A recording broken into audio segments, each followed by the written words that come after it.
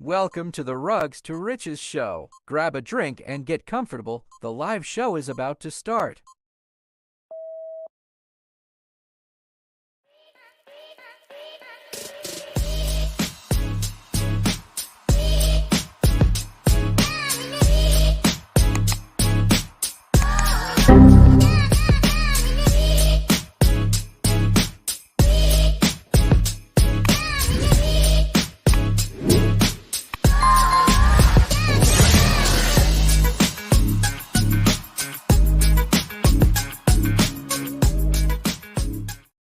What is going on, Elephant Money Herd?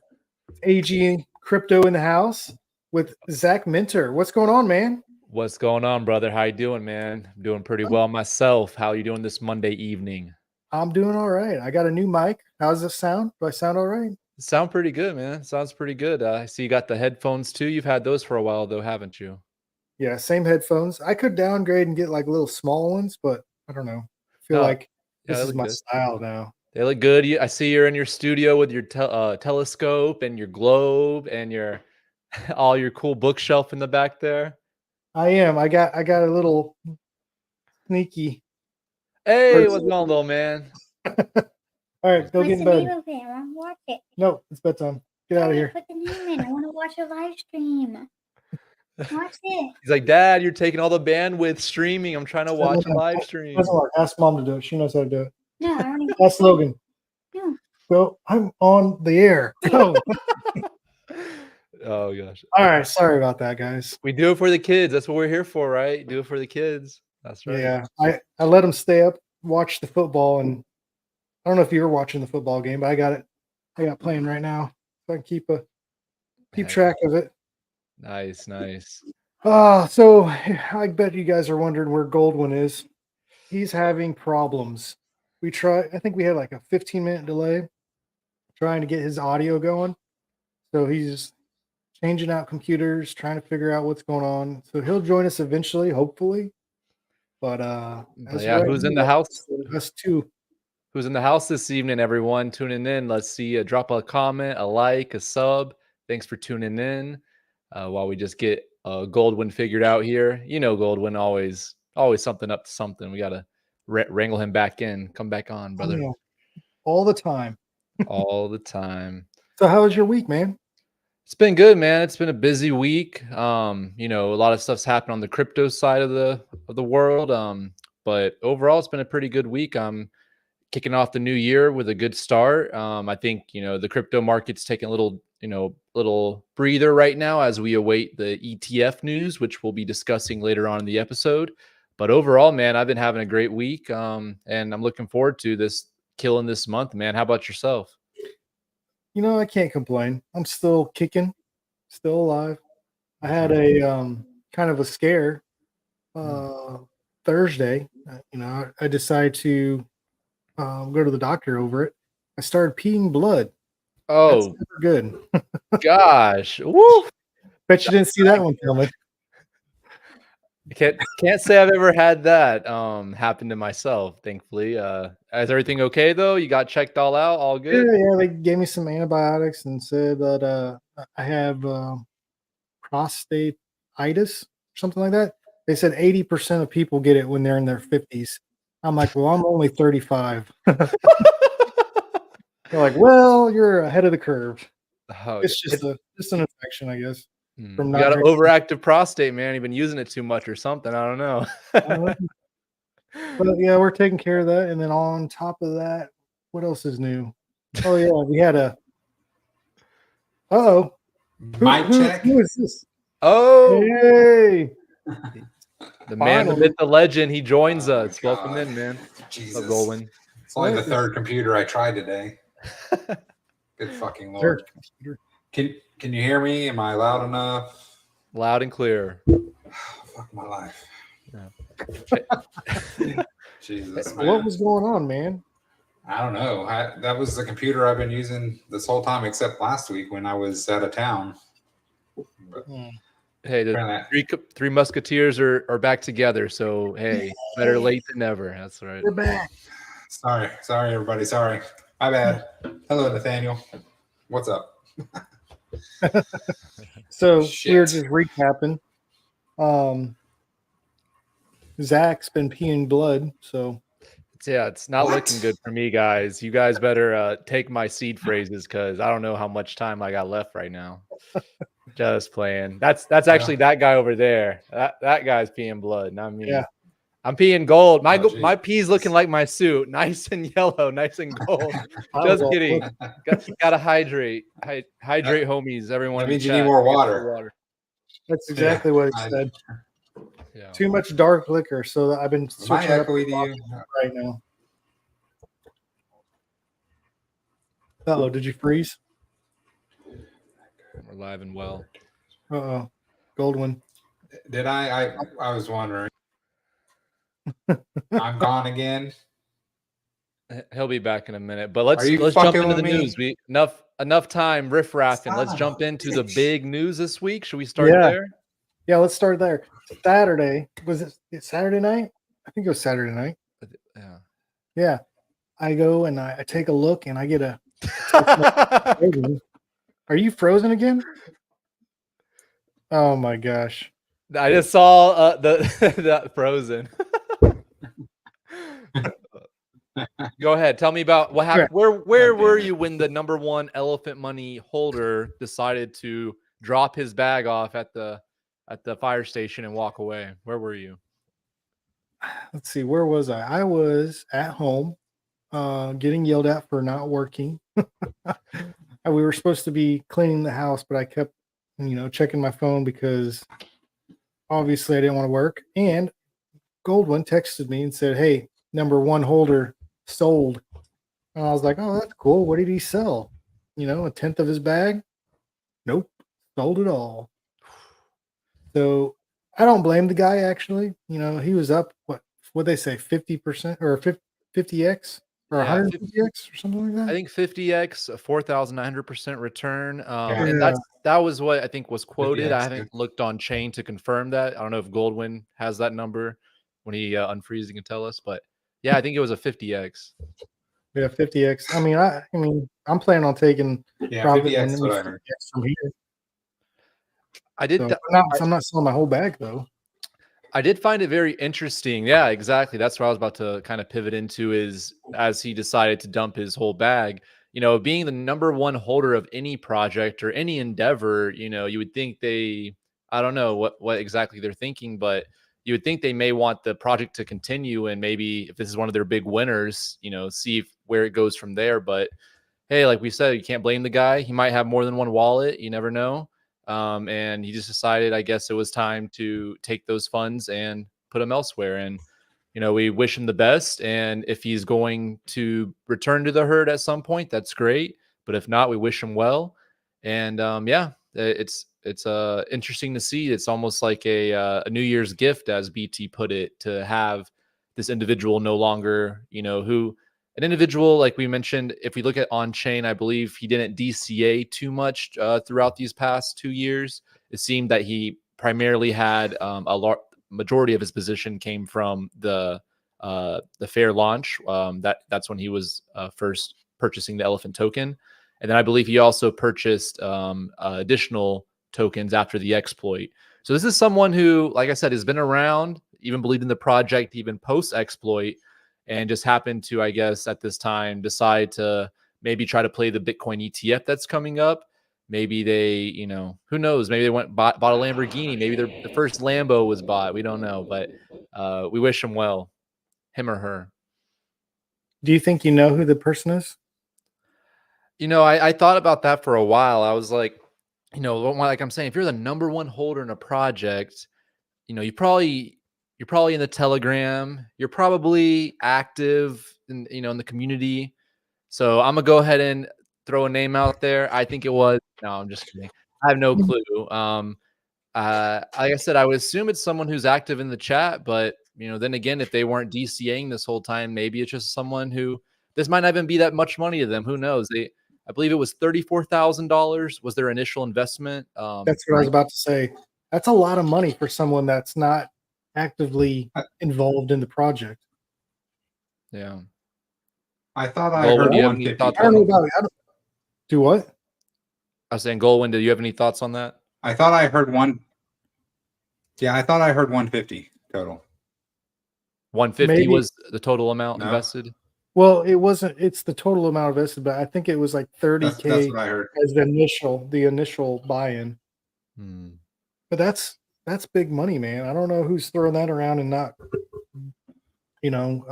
being more involved with the community and the project. Uh-oh, we lost him. Hey, he'll be back. He Oh, always does. You can't get rid of him. He'll be back. But no, I like you're saying, especially when the token first launched, if you recall, there was no utility for the elephant token on launch. So to be able to, like we're talking about, invest something like $34,000, I assume they must have been involved in bank tellers' work prior to the launch of the elephant token. So this might be a person who was involved in like bankroll flow or some other of BT's past work and had decided that they wanted to have a position on the launch of Elephant. So yeah, whoever they were, they held the line for many years. And in crypto, that's an eternity to hold a cryptocurrency for 2.5 years. I mean, that's in the 0.1% of like actually holders holding it for that long. I recall one time I was looking at Coinbase, and I was seeing they show you the average hold duration for people who use Coinbase. I'm assuming that's where they're pulling Sure. the data from. And I was shocked to see I click like Avalanche. You know what? I want you to guess, AG. Okay. What do you think a Coinbase, the average hold time for a coin like Avalanche? How long was a Coinbase holder holding that for? Avalanche. I would say probably 9 months. It was 14 days. Like, and 14 that, days? yes. That's how long they were holding it for? Yes, and that shows you majority of Man. especially inexperienced investors and people who are attracted to crypto for the wrong reasons. They think they're gonna buy something, and then 14 days later, You know that what? they'll I wouldn't go off of that anyways because it's Coinbase, which is an exchange, and anyone that's, doing anything with crypto should have moved their profits off of the exchange. But So, you'd be surprised. I would guess maybe less than 10% of crypto of Coinbase users actually self custody their crypto.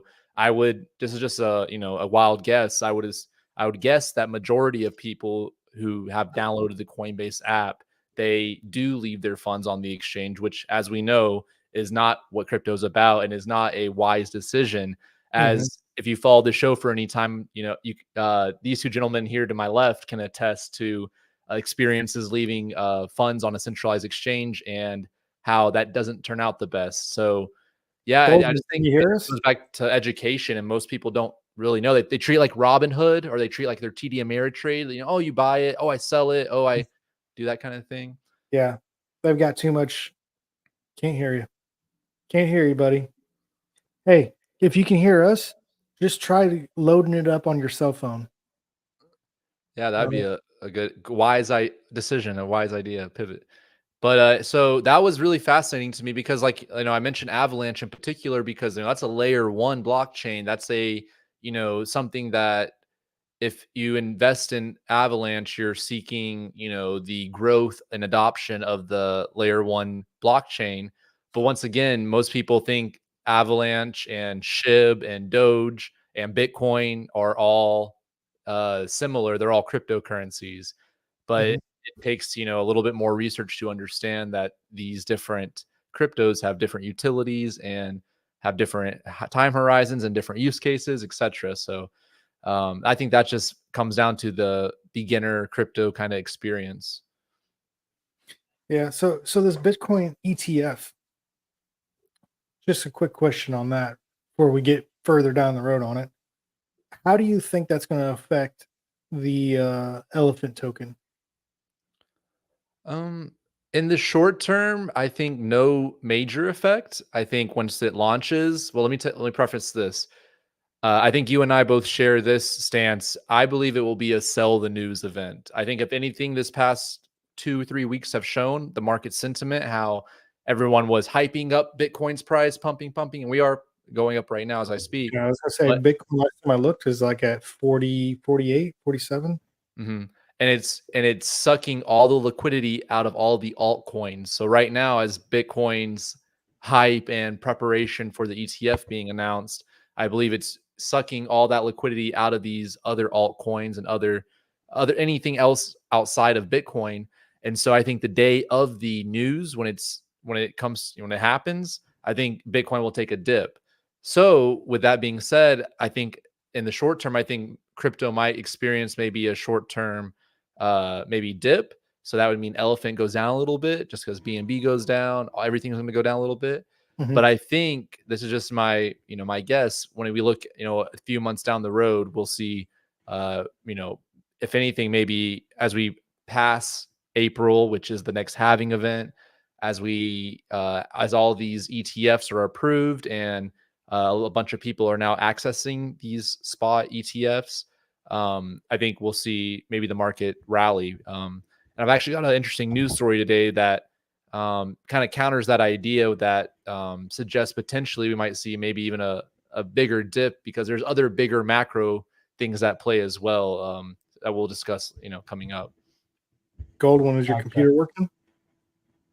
Mic check. Mic check. Yes, sir. It's We hear very you. quiet. Well, I can hear you. He can't hear us. He's going to use his phone. No, I can hear you.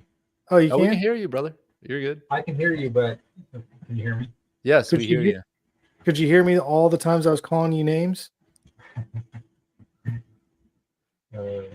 Just kidding. I wouldn't do that. I just was wondering if you guys were like, Yeah. Yeah. I was The thinking rest of about the show. that, but I was like, no, we're Yeah. already 15 minutes late. man, that's not bad. That's not bad. I'm in the middle of a move. So, like, my whole family is at the other house. So that's why I was a little late anyway. So I got in and I did all of the slides for the For the money lines? for money lines, yeah. All right. But yeah, so that's why the other computer it must be trying to update or something because I don't use that computer.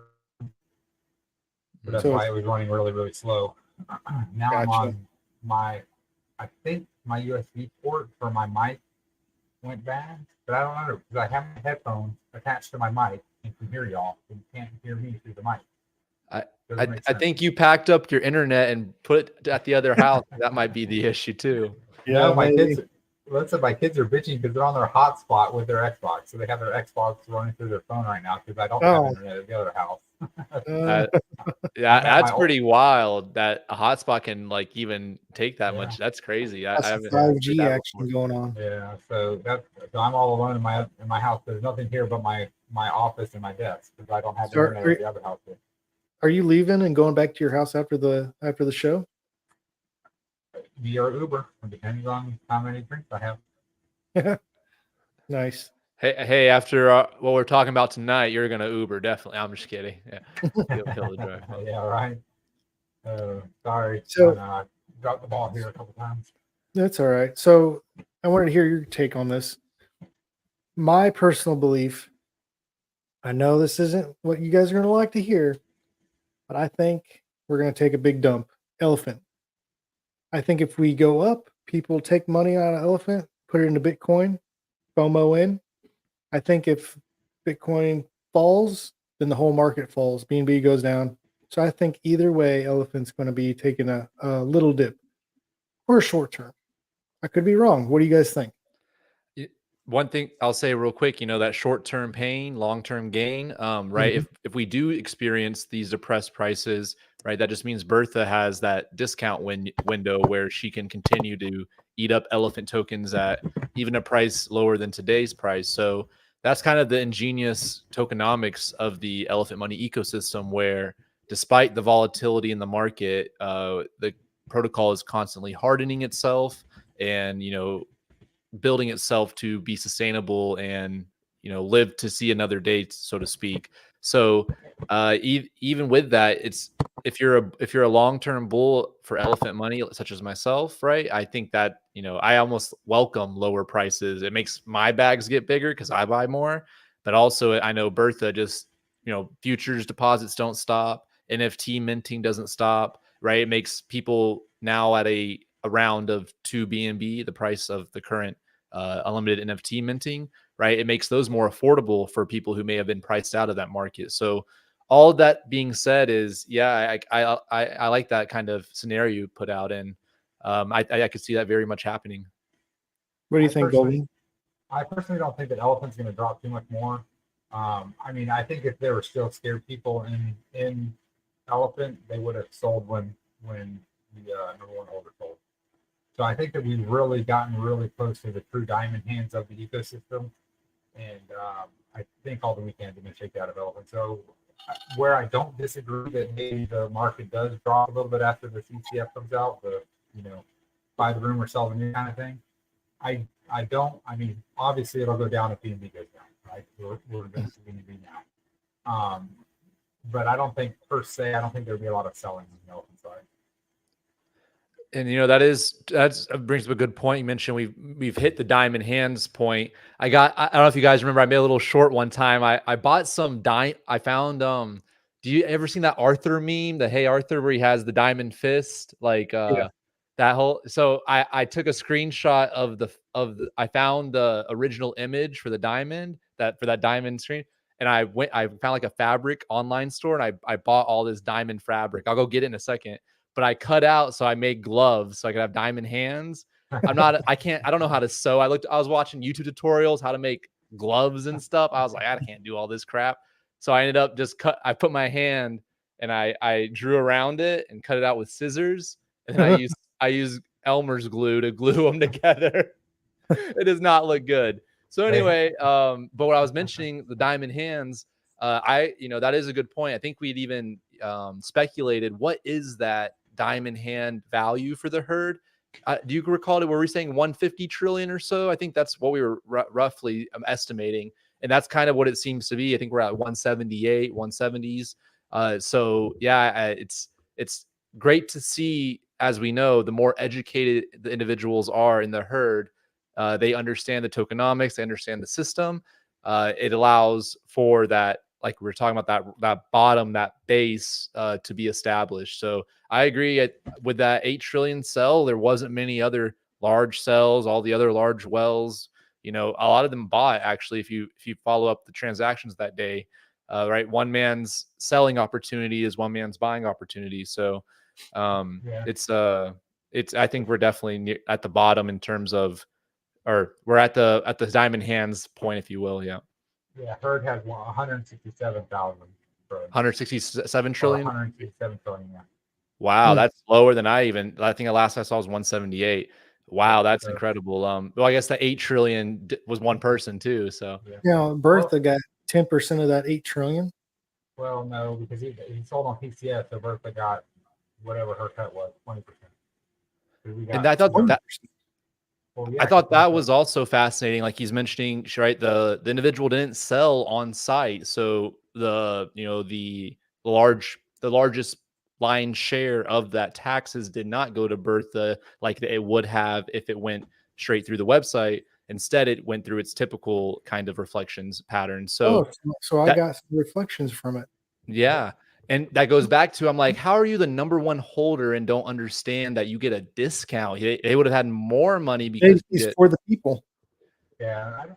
I don't know if they're for the people, they won't dump the whole bag. It was maybe they found their wallet. They're like, holy crap, I put 30 grand in this thing 2 years ago and it's 2 million right now. That may have what happened. I really think that's what it was. I think that, I think they only had 2 buys, right? Liquidity, and then right after the exploit. So maybe they were interested. Yeah, maybe they were interested in up until the exploit, and then they bought some more, and then they really dropped off the map. And they came back and they're like, "Holy shit, we did make a comeback." Could you imagine? What the hell? I've lived it one time. I think I told you a story a few weeks ago, but for Veracity VRA, same thing. I had stake it and forget it. I was trying to make a rhyme, can't do it. Stake it and forget it. But and I came back and it was 6 figures, and I market dumped the majority of that 6 figures. And so I can say I've lived that experience, and it's a good day. Let me tell you, when you find some change in the oh look, I found let's see. Oh look, I found $2, right? But find $2 million in your crypto wallet. Woo! It's a good day. I found some ETH on Coinbase Pro. So I used Coinbase Oh, Pro did you? when I first started, and then I just forgot about it. And then I started trading again on Coinbase Pro, and I went in and had like half an ETH or something. I was like, wow. Yeah, that's cool. That's part of my issue having lots of wallets, right? If you're not if you don't have enough correct documentation and you have strange things where it doesn't show up on DBank or other coin tracking websites, right? That you'll be able, there's tons of wallets that have tokens and projects that have liquidity that, just are kind of out there on the blockchain, not being, used or watched. Yeah. So you got your slides open? No, but I'll I load did make those one. up. So let me We can keep go through the talking. news if you'd like. I have those Yeah, open. Yeah, I can You got to load that up to Yeah. the screen too. Yeah, I'll load it up. You guys go ahead and go with you. And this week, let me know if you really can see it. I'm sharing now. Oh, I can see it now. I can see it now. All right, guys, let's get into it.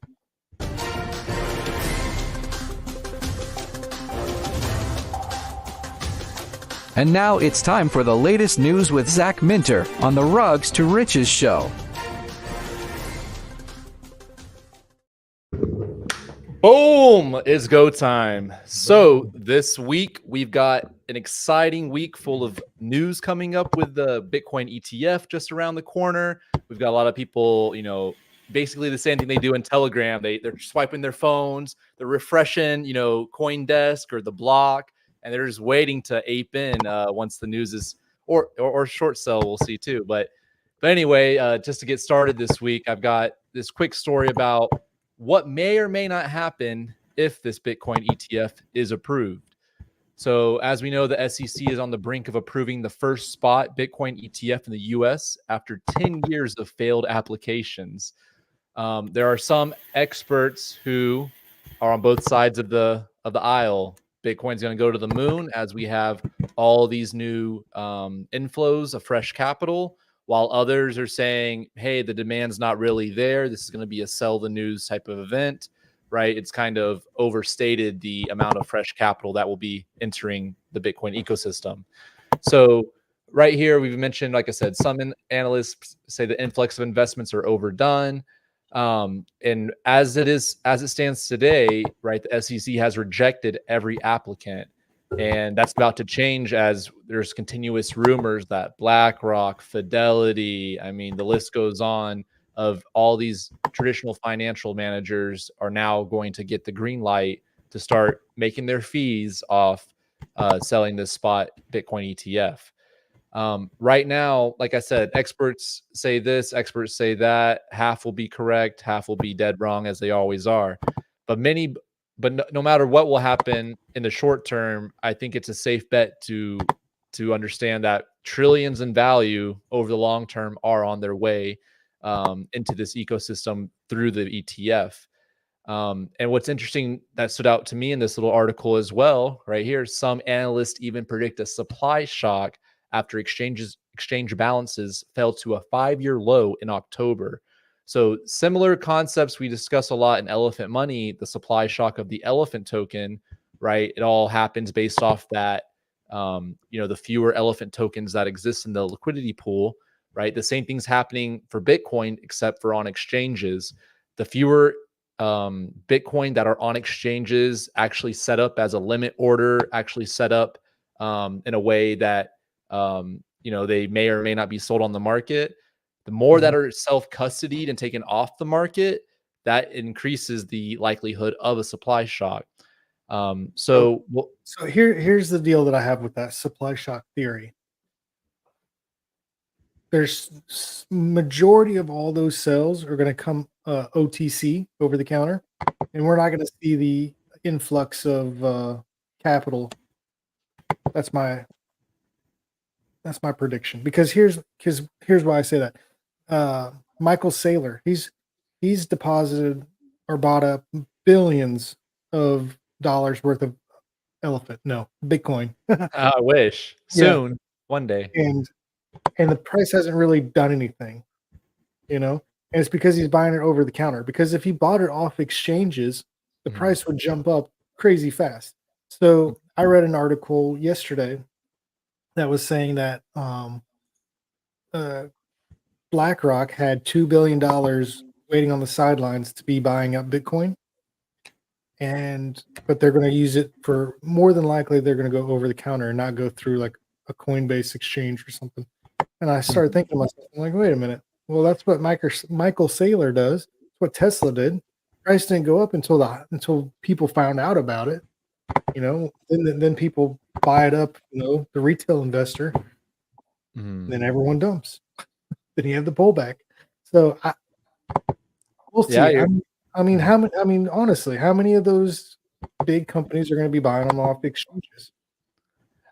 I think it's the idea if the fresh capital, if the inflow, it will be spot Bitcoin purchases. So I think that I guess I don't know exactly what will happen at the day of the announcement, but the theory is if there is high demand, there is tons of fresh capital, they'll have to continue to self-custody more and more Bitcoin if the demand is there. So I think that's I think it will be. So eventually they'll drive the price up. yeah. But And so they just, this article goes through and kind of compares other non spot ETFs for Bitcoin. So, for example, ProShares Bitcoin Strategy ETF, which is a Bitcoin futures ETF, so not a spot one, meaning they don't hold the underlying Bitcoin as collateral. It's just a futures market, right? It had over $1.5 billion in inflation adjusted terms after 30 days after its introduction. So, it uses an example, it uses another one with $1.6 billion of inflow. So it all will depend what this kind of inflow will be. Right now, it's mentioning, right, since October, Bitcoin's up 61%. And that's largely based off this, by the rumor, like we're talking about, right? Prices go up when the rumor starts spreading. And then once the event occurs, there's no longer hype or there's no narrative. There's no, it's what's the next thing. So that's typically why the sell it's counterintuitive. You would think, oh, it's here now. It's going to go. It just dropped 20%. What? So that's, and the sharks are waiting there for you. So be careful. I've got a lot of buy orders that are below 40s right now. Okay. Maybe I'll go lower. I don't know. As soon as we get Goldwyn's maps up. Yeah, we'll see Money what he has. line. Sounds like he's playing Candy Crush over there. I'll make your PowerPoint. And this kind of speaks to right here. So, right, the spot ETF involves actual Bitcoin, so it removes it from the market. But like you were just mentioning, if it's OTC, then maybe they already have a ton that they've amassed that it won't be freshly removed from the market. But what's, like, no matter what happens in the short term, this huge event means that conservative pension funds and insurance funds will gain a way to add exposure to native Bitcoin, as opposed to, derivatives like just buying the Coinbase stock coin or buying like something like MicroStrategy's stock as well.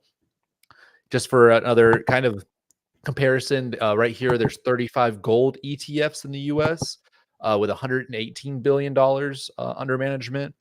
So right here it says, given Bitcoin's roughly 3.6 times higher volatility compared to gold, investors would need approximately 3.6 times less Bitcoin than dollar-denominated gold, blah, blah, blah, to each reach level similar of exposure. So, yeah, we'll see what happens once the news hits the fan. And it'll be interesting too, because like we're talking about, there's rumors drive speculation, right? And rumors drive everything. So we keep talking about this pending approval, but there is that chance of not being approved as well. So that's the rumor is the 10th, right? That's the deadline. That's Wednesday. Wednesday, yeah. So I think it's coming tomorrow. I think it's tomorrow, Tuesday.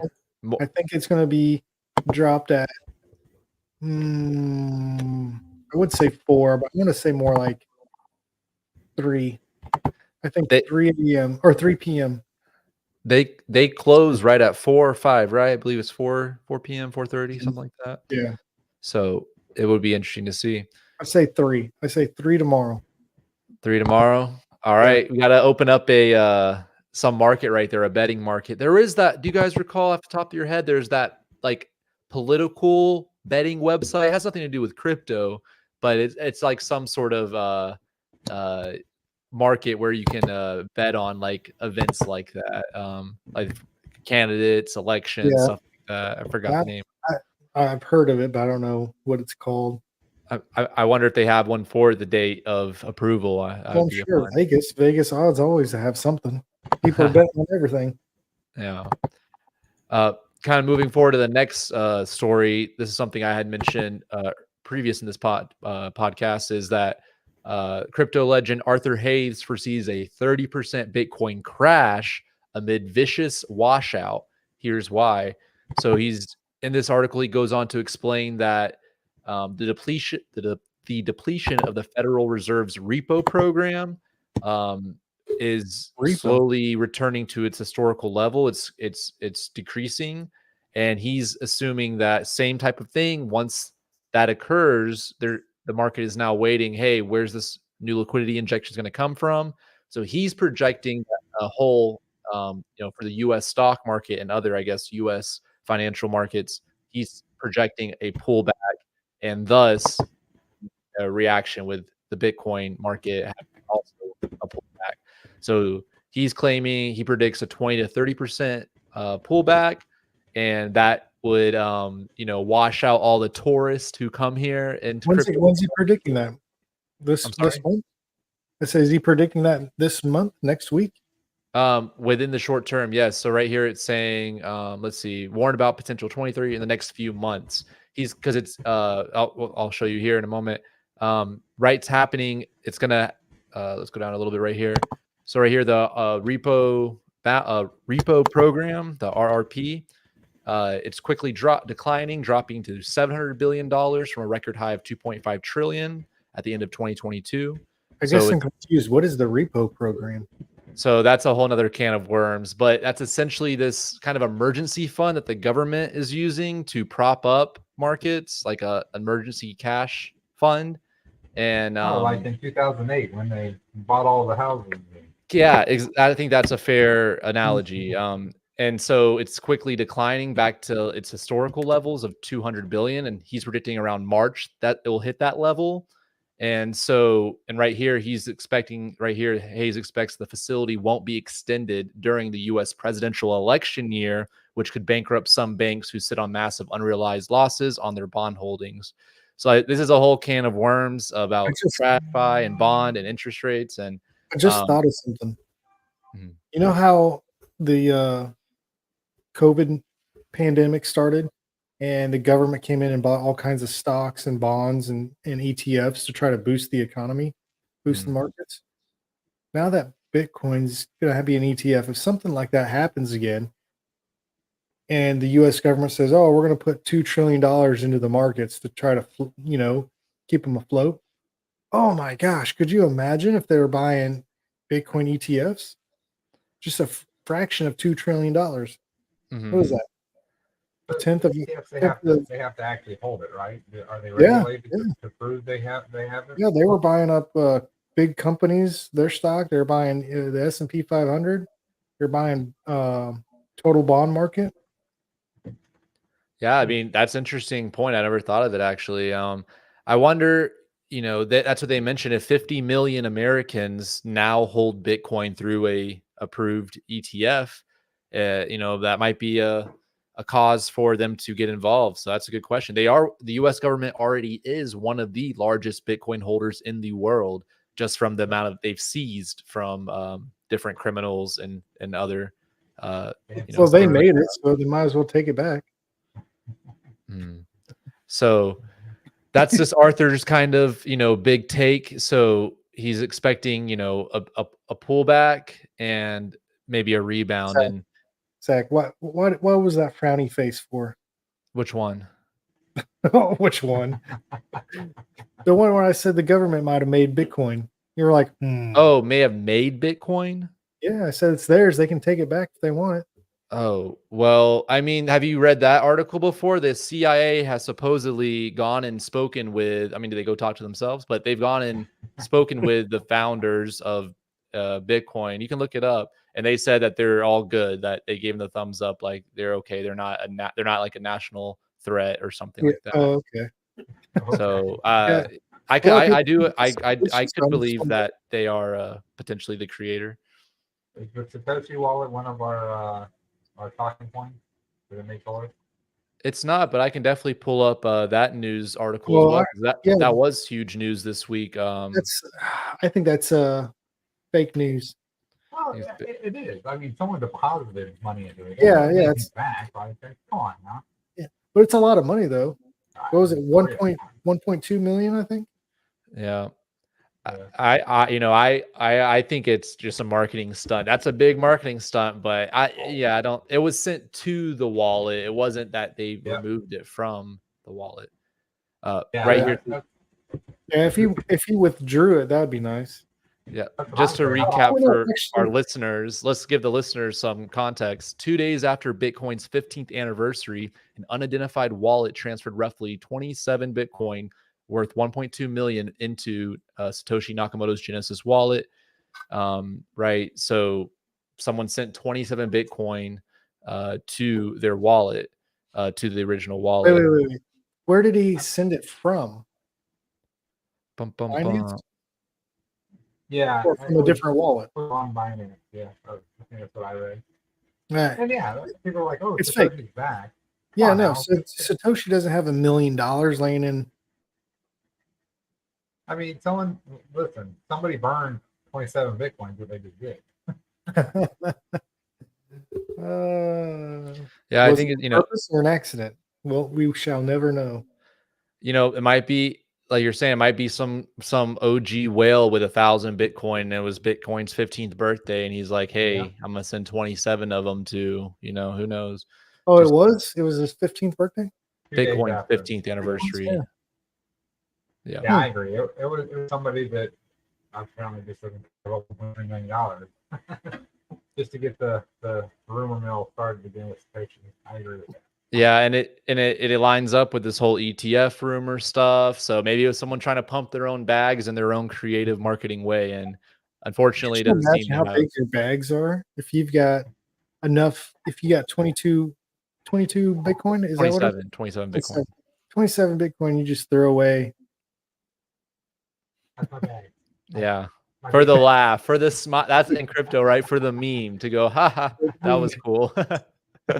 I That was a can't wait until I have $1.2 million to make a laugh. For a good old meme. Oh, is the market bouncing right now? I'm seeing some green right here. I wonder what time frame this is showing from, but kind of jumping forward, keep the ball rolling. Our next story we've got tonight, Centra Tech co-founder gets 8 years for crypto fraud. This co-founder has been sentenced to 8 years for conducting illegal ICO and fleeced investors of $25 million. What this project was concerned of, right? They did the ICO. They raised all this money. They were a Miami-based company. They were offering crypto-based financial products such as a debit card. However, it turned out it was fraudulent. They were not building. They were not constructing. They were not building any sort of project here.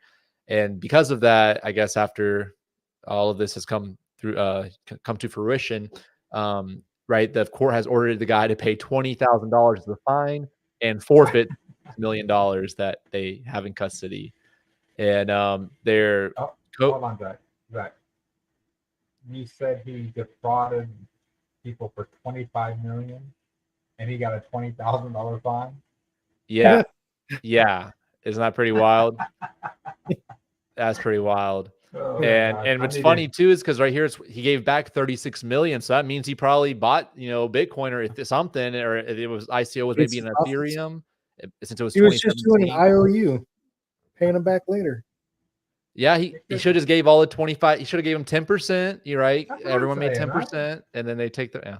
But but right here it just mentions, right, it was this gentleman and partners, this guy, and one of the partners, right, his punishment was 1 year and 1 day in prison, And he also had to return $347,000 and a Rolex watch he purchased from the scam.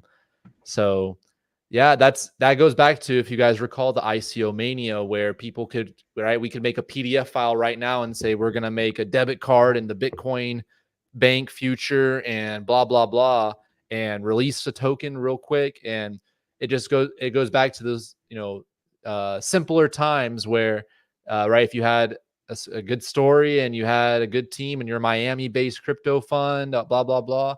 So And you it's were sad around to say, because these gentlemen could have just easily did something so simple, right? But Mhm. unfortunately, that was a scam, and now they're going to jail and paying a $20,000 fine. Zach, were you here for the ICO thing? Yes, I didn't really get involved in too many things. When I really think back, really just DeFi summer, which was a little bit later, but I held Ethereum while this stuff was going on, but I really didn't get involved. I do recall it a little bit, but not really many ETH. I don't recall at the top of my head. I got to go back and look, but I don't recall really giving up my bag of ETH to these type of guys. Yeah, I have a spreadsheet on one of it's on my. I was in like 25. I said, You were in 25 different ones. yeah. Oh wow, that's DeFi wild. summer, apparently I completely slept through, but the ICO craze, I was like 25. I had, I think. Did you 3 make or out on 4. those? I think in the end, yes, I was up, but I only had like 3 that really popped off. The big one that I remember was Aave. Whatever it was before it was Aave. It was the Lind token, LEND. I remember Lind. that Lind. So I had bought a shit ton of Lind, but then I sold it before it became Aave and lost So that conversion. Yeah. Chris, you and I, we both have XRP. Mhm. I didn't get that Flare token airdrop. Did you? Yes. It's part of, You did? part of my, it's part of my Celsius holding. I had See, I never got it. When the Flare screenshot took place, my XRP was on Celsius. So in my Celsius claim, it lists Flare. Or whatever, and Songbird as well. I got some Songbird from that. I have to go look. Maybe it's a hidden token on one of my wallets, but I didn't get any. But what is the Flare token? I've seen that. I mean, I have no idea. I just knew it was. Is it worth buying? Probably. It's in the top 200. I think it's like 106. Nice. Hopefully, it adds to my Celsius claim. Oh, XRP, You know XRP army, rise up. Zach, have you heard of the Flare token? I've heard of it, but I haven't. I've heard of Flare, Songbird. I've heard of XRP, but I haven't really dug too deep into it. Yeah, I didn't know what it was, but I didn't get it. I know that. Well, I was all excited. I had 30,000 XRP tokens and didn't get it. I was like, well, shoot. Where did you have your XRP before you moved it to VOD? I had it on. Oh, it was on Exodus, but then I moved it to Exodus from the one wallet that I absolutely hate. What is Atomic? There it is. I hate that wallet. So yeah, it was Atomic and then Exodus, and then from there VOD, and then who knows where it's at now. Then you should check this wallet because that's where it would have been. That's where the snapshot would have been. So I moved my XRP from Atomic to Celsius, and then from Celsius to VOD. I'll check. I'll check. I think it was on Exodus. Yeah. Actually, continuing with this whole Bitcoin ETF squirrel news fest. Right here, BlackRock announced the fees are much cheaper than they predicted. And just to jump through this real quick, right? BlackRock, they're going to be offering their ETF at 20 basis points at 0.2% fee for the first year, or $5 billion invested. So I'm assuming that means once they have $5 billion worth of product sold, that they're going to change their rate, I guess, their fee rate. And Kathy Wood's ARK Invest, they're doing 0, so no fees for the first 12 months or first $1 billion invested. Just to jump through, like I said, real quick, just, these are all just each individual's offering and what they're going to charge for it. But Bitwise is doing. What was that? We don't like charges. Yeah, these are all just a little. Did you say fees? Fees? Yeah. Boo! That's good. That's good. I guess your soundboard came in. It did. That's pretty good. And but right here, there's also this one little thing. I said 0.2, 0.5, all this or whatever. But this Grayscale, which is a crypto, they've been around for a while now. I've always disliked Grayscale. They sell, they have packaged crypto products. So like you can buy Bitcoin or you can buy Litecoin, but like you're buying, once again, you're buying paper Bitcoin, paper Litecoin, and also their fee and everything was like exorbitant when I researched it a while ago. But right now they're gonna drop it from 2 to 1.5%, but that seems to be the highest amongst them. But so just some fees, what's to be expected from a business model who exists solely on fees. But continuing on, kind of pivoting from the ETF news more into what's happened this past 2023. A lot more countries are, they're creating more guidelines, they're issuing more reports and how they foresee the regulation of the crypto industry coming about. And it's about time, right? Because we just talked about Bitcoin's 15th birthday, and they're just now, starting this ETF, and they're like, hold on, we got to have some rules about this whole thing, right? Well, it's about time. That's government for you, right? Just move at a snail's pace. But right here in this report, they're saying, 80% of surveyed jurisdictions toughen crypto regulations in 2023, right? They're pledging to crack down on the crypto Wild West. Like cowboys, like us three musketeers right here. They're coming for our gains. And like I said, who are these experts really, man? And crypto is to truly, if crypto is to truly go mainstream, there must be a clear regulatory path, experts say. Who are these experts? I want to get paid to give takes like that. Oh my gosh. But we're in the wrong business, my man. We're in the wrong business. That's for sure. And so anyway, they just are FATF. If you haven't watched, shout out to Coin Bureau. I can't wait till Guy covers Elephant Money. I saw a really informative video. Sorry? You said Guy Fieri? Guy, what's his last name? He's Canadian. The guy from Coin Bureau. I'll pull up a picture. Oh, Guy, that guy, not the food guy. Yeah, not Flavor Town guy. Not Canadian. No, he's not Canadian. This gentleman right here. Yeah. Zach, why are you looking up dudes on your computer? Name Guy. I'm looking up guys, dude. Guy's named Guy. Yeah, I know who he is. Who would name their child Guy? What is that like what's the, like, is there like a, I think that's a British thing. An English. Maybe they're hoping for a girl. Is Guy short for anything? That's what I was asking. Is it short for something? Is Guy short for anything? It's a Germanic name, meaning wood. But of course. Okay. That's hilarious. But he had a great video about the FATF and how they have a lot of say when it comes to regulating things like financial assets and crypto, and how they write all these reports and have influence over regulatory bodies, what actually comes out in the law. But right now it's saying only a quarter of its 39 members were fully compliant with its measures of anti-money laundering and counter-terrorist financing for virtual assets. So even the people in the organization that are supposedly regulated by them are not compliant. So it's always silly when I see stuff like that. It's very silly. So anyway, and then one more point I would point out in this article, shout out to all of our brothers across the pond in the UK, because I know they've been having a difficult kind of last few months when it comes to finding onboarding solutions. From what I've spoken to a few people, it's getting a little bit more difficult to buy crypto or sell and send it back to your bank. And when you do send it, when you do send it to your bank, they're often like, causing all these problems for you.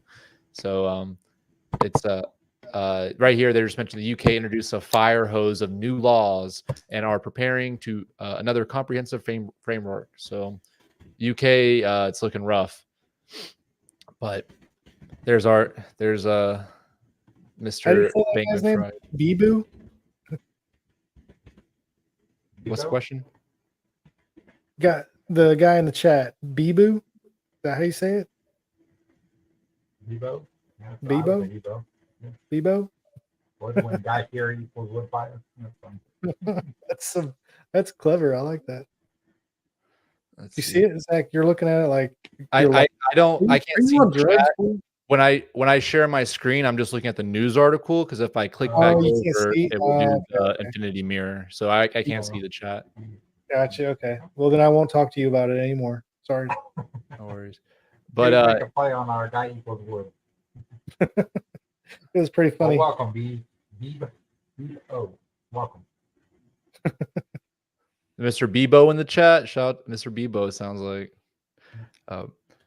But this is also a very important topic that we talk about nonstop, which is Important security. topic. Let's do it. Security. Oh, yes. Security. This is an interesting report. Let me go back to the front. It's page 27. But this is a report kind of detailing. Yeah, you don't read crypto reports in your free time and find out interesting little takes of what's man, happening. I got 9 to 5. I can't be doing all that. Yeah, Zach, we still have a 9 to 5. We're not reading crypto reports yet. You're not reading blockchain security and anti-money laundering reports. What? I copy and paste and put it into Chat GPT and say, give me a summary. That's what I do. Next year we'll be joining you.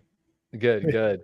I would tell you what Chat GPT would say. It would say tons of money got robbed from the crypto market this year. That's what it would tell you. That's what this report's basically covering, right? Over 100 million stolen from this wallet, over 120 million on that wallet, on this exchange. And in this report, though, I just wanted to highlight, let me go back to page 27, right, about phishing websites. This is something I've had clients experience, and it just breaks my heart when they message me. They're like, hey man, where's my crypto, blah blah blah. I went to elephantmoneyfishing.com and I don't know where my elephant tokens went. I'm like, what? Where'd you even find that website? And no, it's called phishing anyway. So right here, just is dealing, and I want to, like I said, highlight this to everyone watching, right? You got to be smart because there's malicious individuals out there who are out there to send you links. They want you to click that link and they want to take all your money. So really understand that's a real threat every day. I'm still vulnerable to it. Everyone is. You have to understand it's a daily measure you need to keep at the front of your mind is to go to bookmark your crypto website so you're not Googling websites. If you are, quote unquote, being a degen and you're trying out new projects and new things like that, then have a spare wallet where there's no chance of you losing funds. But in this report, it's talking about phishing websites disguised as transfer addresses. So this is very interesting. I had not come across this particular methodology, right? This type of scam often occurs in chat applications like Telegram, beginning with OTC transactions, right? What happens typically is, right, the scammer asks the victim, hey, send me 10 cents or send me $1 because the contract got upgraded or some BS reason. And what they do is, right, they'll send you a wallet address .in or some, it looks like a regular wallet address, but you can somehow attach a website to the end of a wallet address. See, this was new to me. So although it appears to be a Tron transaction with a 0x prefix, blah, blah, blah, it's a website ending in a .in, not a blockchain address. So when searching a wallet browser, right, what basically happens, to sum it up, by you sending this transaction, you have now been compromised. So, like I said, Telegram is a hotbed. If you have not gone ahead and done so, change your privacy and security settings right now. Change it where it's all limited, right? No one can, make everything like cannot contact me. Nobody, as much as possible. because you do not want someone that says, "Hey, hey, this is Satoshi Nakamoto. I'm gonna give you a free Bitcoin if you send me $1." Right? I don't know why people fall for that crap, but it happens every day. So, and that's the thing too. You might be talking to a North Korean hacker. Okay, the Lazarus are impersonating people on Telegram, which is crazy to think. But I just wanted to highlight this. Just be smart. There are no airdrops. There are airdrops. Those are real. But once again, that's if you're not careful and you're out there airdrop hunting, you're gonna blow yourself up by getting involved with something, right? Just I like elephant money. I like staying there, building my positions there.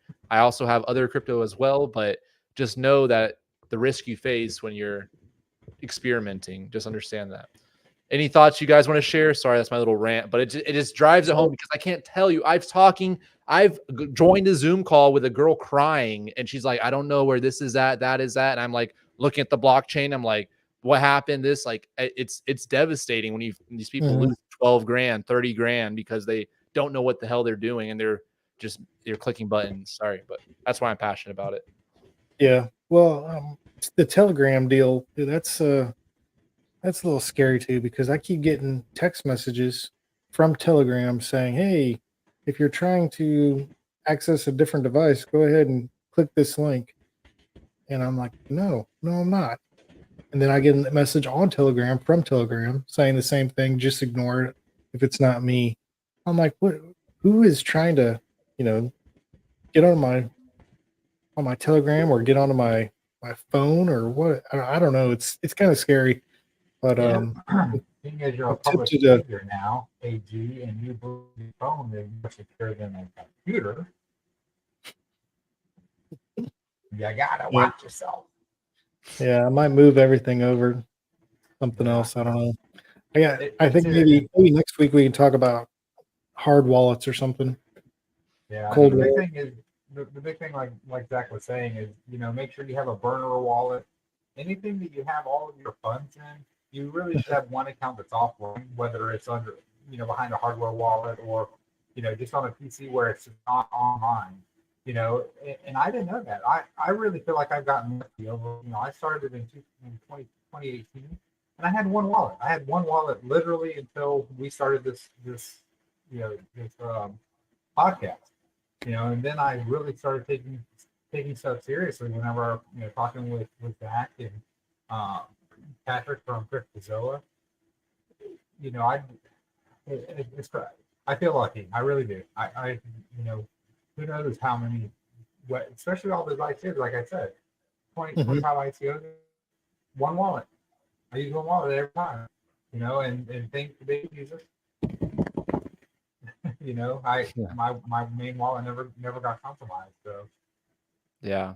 Count our blessings. I'm very lucky as well to be, I haven't had any sort of that happen to myself. So count myself very lucky, and take our wisdom and, take that, right?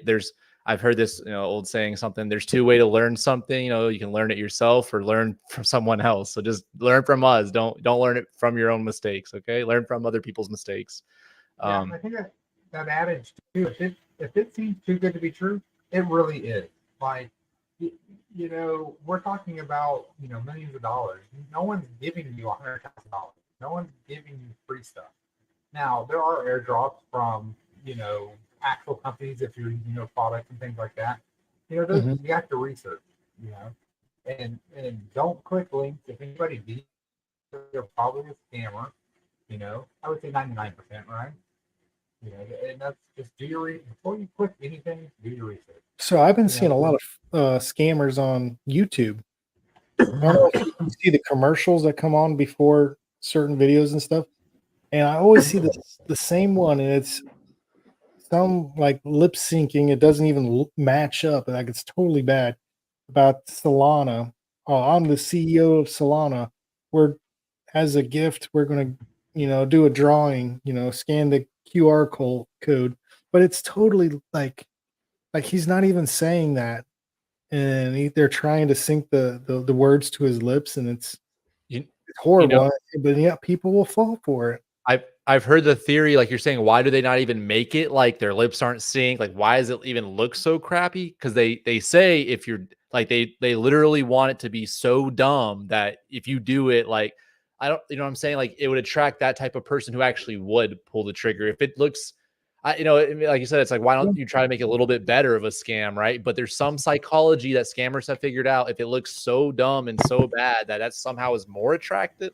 I don't, like I said, I don't know because that doesn't work on me, but I've heard that same thing. Like they'll send emails with misspellings and like terrible, and then like they'll have the link, and it's like, why wouldn't they not try to like format a nice email if they're so it's some weird psychology. The stupider and dumber it looks, that makes people click on it or look at it or scan the QR code. I don't know really. Weird. Have you seen that commercial? Not that particular one, but I get the exact same thing you're mentioning. I get Michael Saylor is giving away free Bitcoin. Elon Musk is giving away free Bitcoin. Yeah. Even my buddy who he doesn't watch the show, but so I can make fun of him. But my buddy Cole, he sent me on Twitter the other day. He's like, "No way, dude! Is this for real?" It was I'm Brad Garlinghouse. The XRP case has been decided. I saw that one I'm too. Brad Garlinghouse. Yeah, I saw that one. You saw that one, Yeah, so everyone saw that one, right? It's so funny, and he's like, "I'm getting we won the case. Ads. We're now going to give away $1 million of XRP, whatever." But like, it like we're talking about, I don't know what Twitter's moderation policy or YouTube, but I mean, is it that easy to pay to run a scam to millions of viewers who have been Googling crypto and stuff, and they're in their their advertisement? I don't think.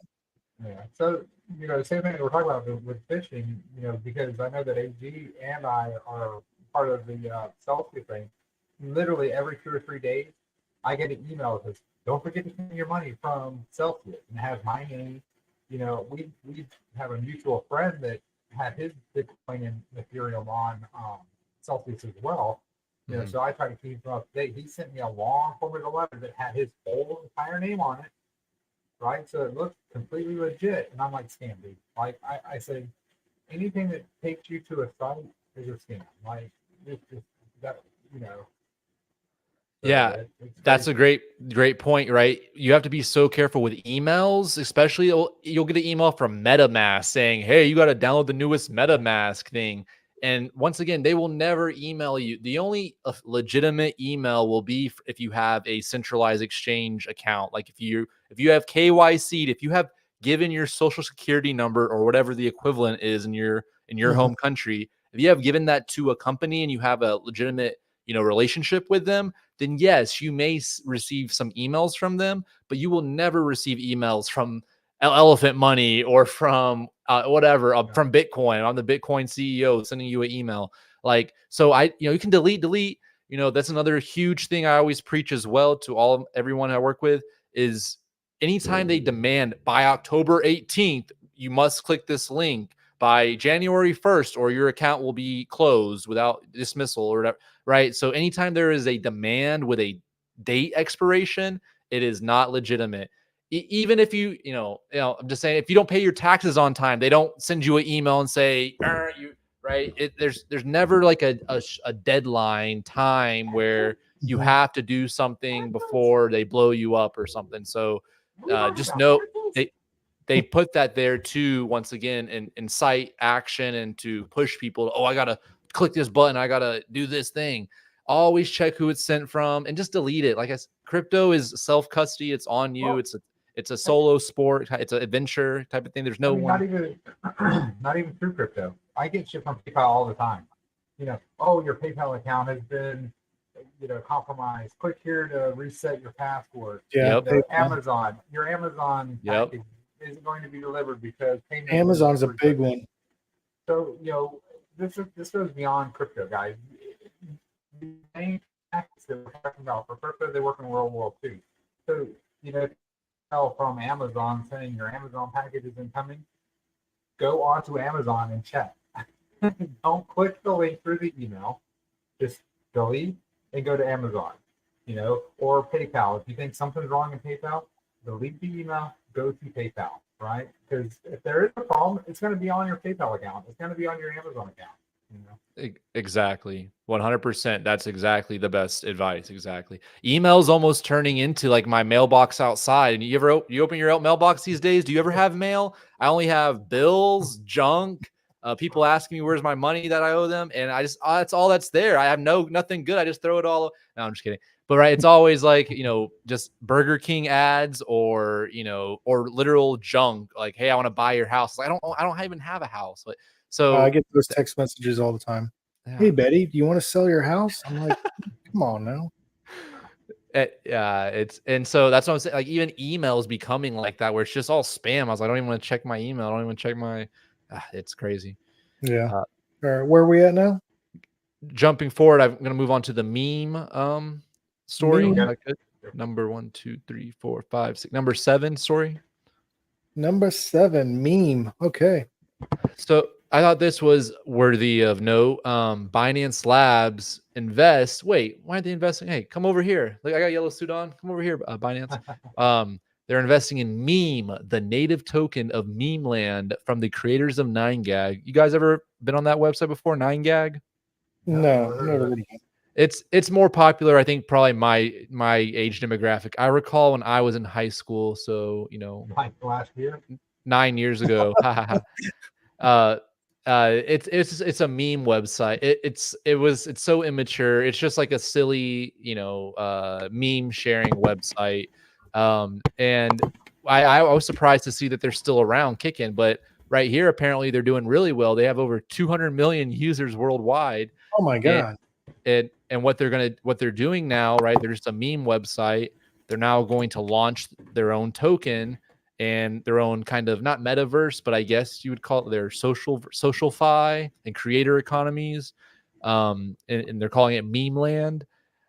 So this is a company, a Web2 company, a company that's already established their users and their utility. They're a meme. I'm not sure what they do nowadays, but they have all this attention and all these creators already creating memes and such. So it looks like they're going to now pivot that into this Web3 world with their own token. And it looks like Binance Labs is interested in them. So, I don't know much other than this, but I just thought it was a note. How do we get Elephant to get on something's Binance Labs radar? Yeah, right. How do we get Elephant to just be more mainstream, like these stupid meme tokens that are popping up everywhere that get 100,000 wallets? It's a great billion dollar question, AG. $1 billion question. If you solve that, you'll be a rich man. In my opinion, but somebody in Binance has to know who Elephant is, right? I mean, we're the number 2 or 3 holder of RapBnB on. Exactly, that's what I'm saying. Like, it can't be that hard. Like, I mean, they have a gag order. They have. I mean, somebody they have to know that Elephant exists. I mean, it just can't possibly be. BT, are you in the chat? Not control per se, but we. And see, this is I thought was of note interesting too, because right, Binance Labs, they're partnering with this with Meme Land and Meme 9gag, and they have 200 million users. So right, they want to find a community that already has active users, already has a fan base, a creator economy, etc. So it's like you're talking about, we hit all those metrics. We have active community. We have, we're talking about on chain, probably, you can look at like other dApps on the Binance Smart Chain. So I'm sure we rank relatively high on that. So I agree with all you're saying. It just goes back to, we got to put it in the right eyeballs, got to have the right meeting with the right person. But like the BT, if you're in the chat, man, chime in here. Do you know anyone from Binance? Have you had conversations with Binance? That's what I want to know. Do we need to go, like, the 3 of us into Meme Land and start a group for Elephant or something? I mean, is that something? Is that an avenue that we could start I don't know, looking into? I mean, I didn't even know that this thing existed until you brought this up. So I mean, that's something that we just are. I mean, even if we just go and do R2R there, right? Sorry, was that last part? I didn't catch that last part. I said even if the 3 of us just go as R2R, Rugs2Riches and start, putting all of these cool ass little, messages on there. Yeah. Little shorts. Try to get people to come over. Yeah. Yeah, That's I cool. mean, yeah, I think that's a good idea. Anything that Binance is actively pursuing, yeah, I think we should show up and wave our flag and show them what we got going on. Hey, Finance Lab, two out of the three of us use SafePal. Just saying, you can throw us a sponsor. Throw us a sponsorship. It's okay. Cool. That's all I got to that. So yeah, we'll definitely keep up, and we're gonna look into you, Binance Labs. We're coming for you. Elephant money is the bee's knees. It's bigger than meme coin and meme land. We got real utility. We don't just got memes. We got dreams coming true over here. So you gotta check what's going on over here. I don't know. Right now, it's like nightmares. We gotta get that price pumping. It's like living nightmares. Yeah. Moving forward, I thought this was funny. I wanted to throw dirt on Surtech. It's funny to kick someone who kicked you, kick them when they're down. But Surtech, if you don't know who they are, they're a very well-known company in the crypto space, and they are an auditor company. They audit smart contracts, and they help developers and other people who are building smart contracts. They help them find vulnerabilities, help they grade kind of the code and tell what they like and dislike. It's kind of like having a third party person review your work and give it a stamp of approval if they see fit. And they have a great reputation because they were helping a lot of projects, really, building a name for themselves. But then it kind of took a turn for when these same projects that got the stamp of approval, got the big green check mark. This code looks great. These look great, right? When these same ones started to get hacked or started to get exploited.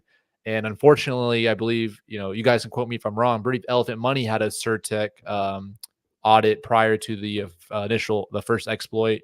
And it's unfortunate, right? When you pay a lot of money and you have supposed experts review your code, and unfortunately they miss things that hackers or malicious people are able to find. With today's story, what happened was a media impersonator, which you're gonna die laughing when you see this. A media impersonator penetrates Surtech's ex's account with well-worn phishing scam. Oh my gosh, this just goes back to show, like, these guys are supposedly the arbiters of crypto coding knowledge, and then they fall for the dumbest thing you can imagine. So we'll get there. So right here, so it says, the blockchain security outfit confirmed its X account was compromised. Okay, good. They figured it out was compromised. We quickly detected the breach. I would hope they would, right? An unknown player pretended to be a media member to trick a Surtech employee. So, right, they didn't have to use some, abstract, esoteric hacking code base to break into the blockchain. No, they used the old school social engineering method, which is alive and well today. What happened was, right, we'll get there in a second, but there's, they said, oh, unfortunately we were compromised, but we quickly fixed it. We found out it was due to a phishing attack on our employee. This is fun. I thought this was gold too, right? This little not a stamp of approval, right? They're like, they're making fun of them because that's what they do. They give stamps of approval. They're like, it's not a stamp of approval, right? Right here, they're trying to say just because we give you guys a stamp of approval, it doesn't mean that it's 100% safe. And right, this happened to even Merlin, another protocol that lost 1.8 million. We always encourage users to read and understand audit reports before getting involved with a project. So they just say hey, read our report and still make your decision. Even if we give it a 95%, this is perfect or great. But this is the meat of the story. Fake media.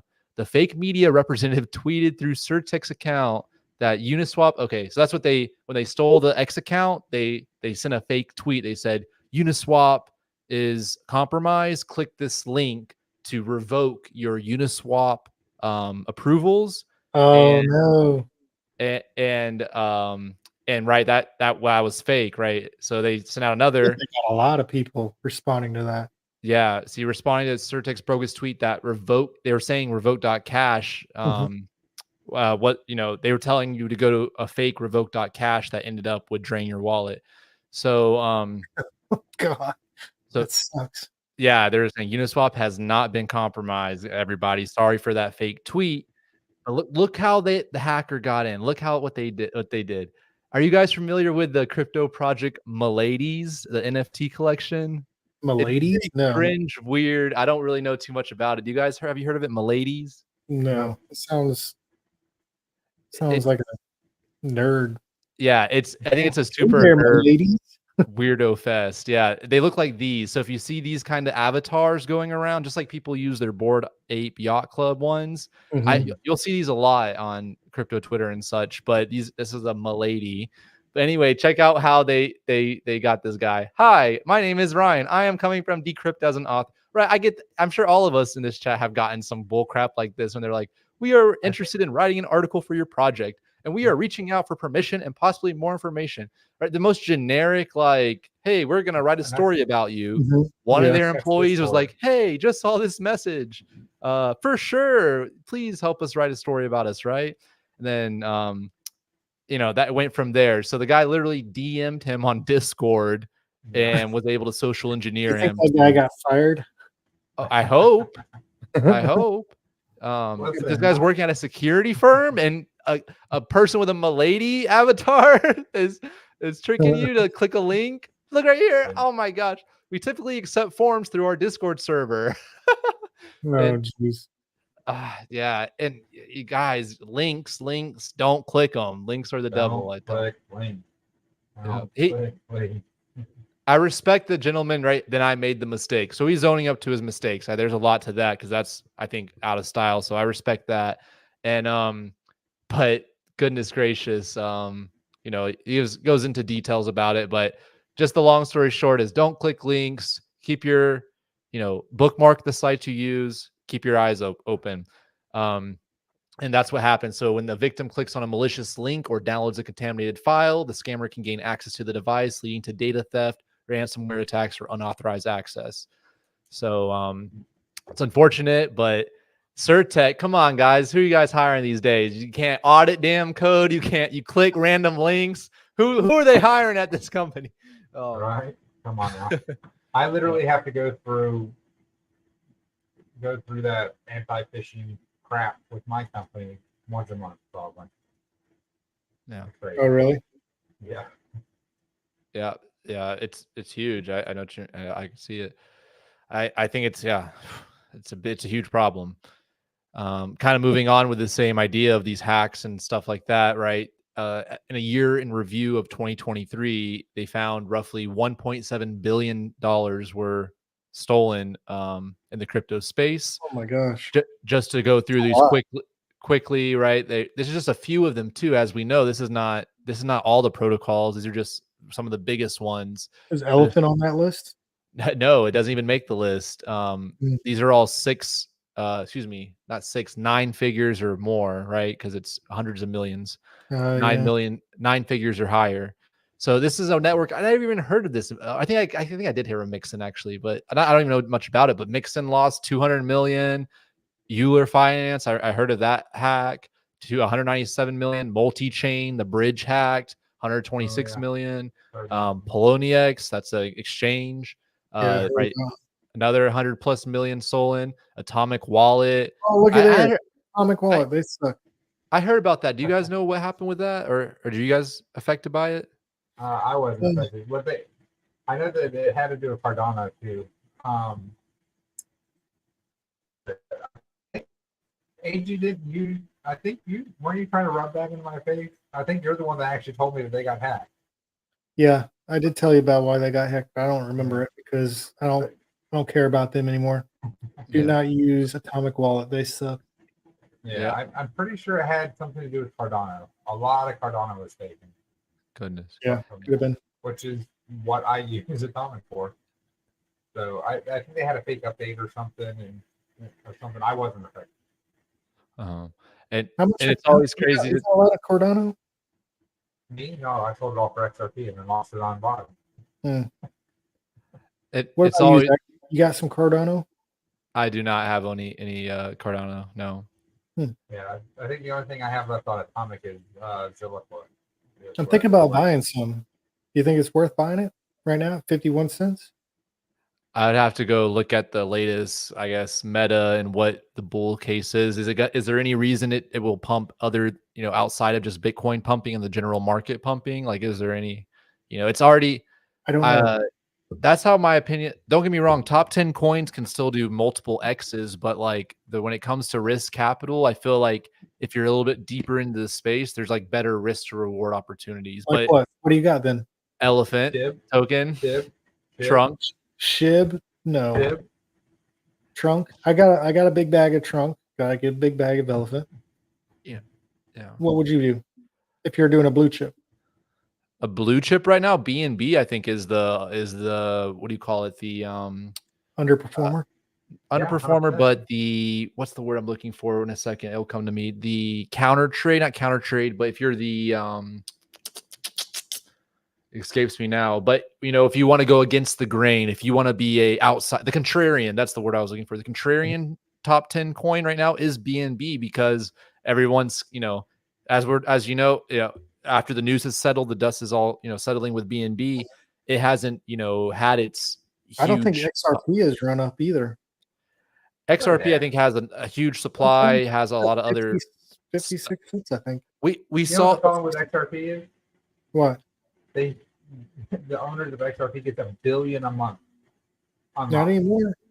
Yes, they do. Why don't Which they? one? Brad Garlinghouse? The company itself, the XRP. Oh, yeah. They get $1 billion, they sell it. No, they can sell it. Yeah. Do they? I don't know if they do. Maybe. and I think it's just OG. it's funny in a like a not if you it's fun, it's not funny, it's actually very serious. But right here, when I was talking about, right, North Korea, Lazarus Group, they're hacking these billions of dollars to then fund their nuclear missile program. So that's so funny to me, because the irony, like, all these nerds are trading these digital currencies, and then like these hackers come in to go build literal, like, bombs. And specifically, they were responsible for the Axie Infinity hack, which, once again, that was a bunch of nerds playing a little video game, and they stole millions of dollars to go do nefarious things with it. But I think that's just kind of funny, kind of sad, kind of funny. But like I said, just running through this Hecko chain, I don't even know what the heck that is. I'm not sure. This is one though, Curve Finance, right? A project near and dear to DeFi, and one I wholly respect. And this is some, bank tellers mentioned this before, how people gave them crap about the exploit and such. And like, Curve Finance never been hacked before. They've been running for X amount of years, and they have all this liquidity and such. And then boom, right, this past year hit for $62 million of an exploit. And that was from several trading pools as well. So that hurt not only itself as a major protocol, but it hurts DeFi as a whole when we lose liquidity in the space. So, and didn't Venus get hacked or something like that too? I think I heard Venus did as well, but I think it was less than 20 million, right? It didn't even make this this list. This list stops at 40 million for these top 10. I don't know if it's even the top 10. I think these are the top 10 probably. But and then just the last few right here, CoinX 55 million, Kyber Swap, and Stake.com. So just know, use risk capital in crypto, because and take your time and such, because it's a wild west out there still. But kind of jumping on, you just mentioned SHIB might be a good buying opportunity right now with the recent dip. Right here, this article here is speaking towards its recent 20% dip that occurred. One of the community managers named Lucy just went ahead and let everyone know, before big news like ETF approval for Bitcoin, the market turns red. Traders try to guess the outcome, causing lots of ups and downs. This is how you gotta. That's how you gotta talk to SHIB holders right there. Don't be clicking links now. We just talked about it. Oh, right. I'm gonna take my own advice. Sending me to X.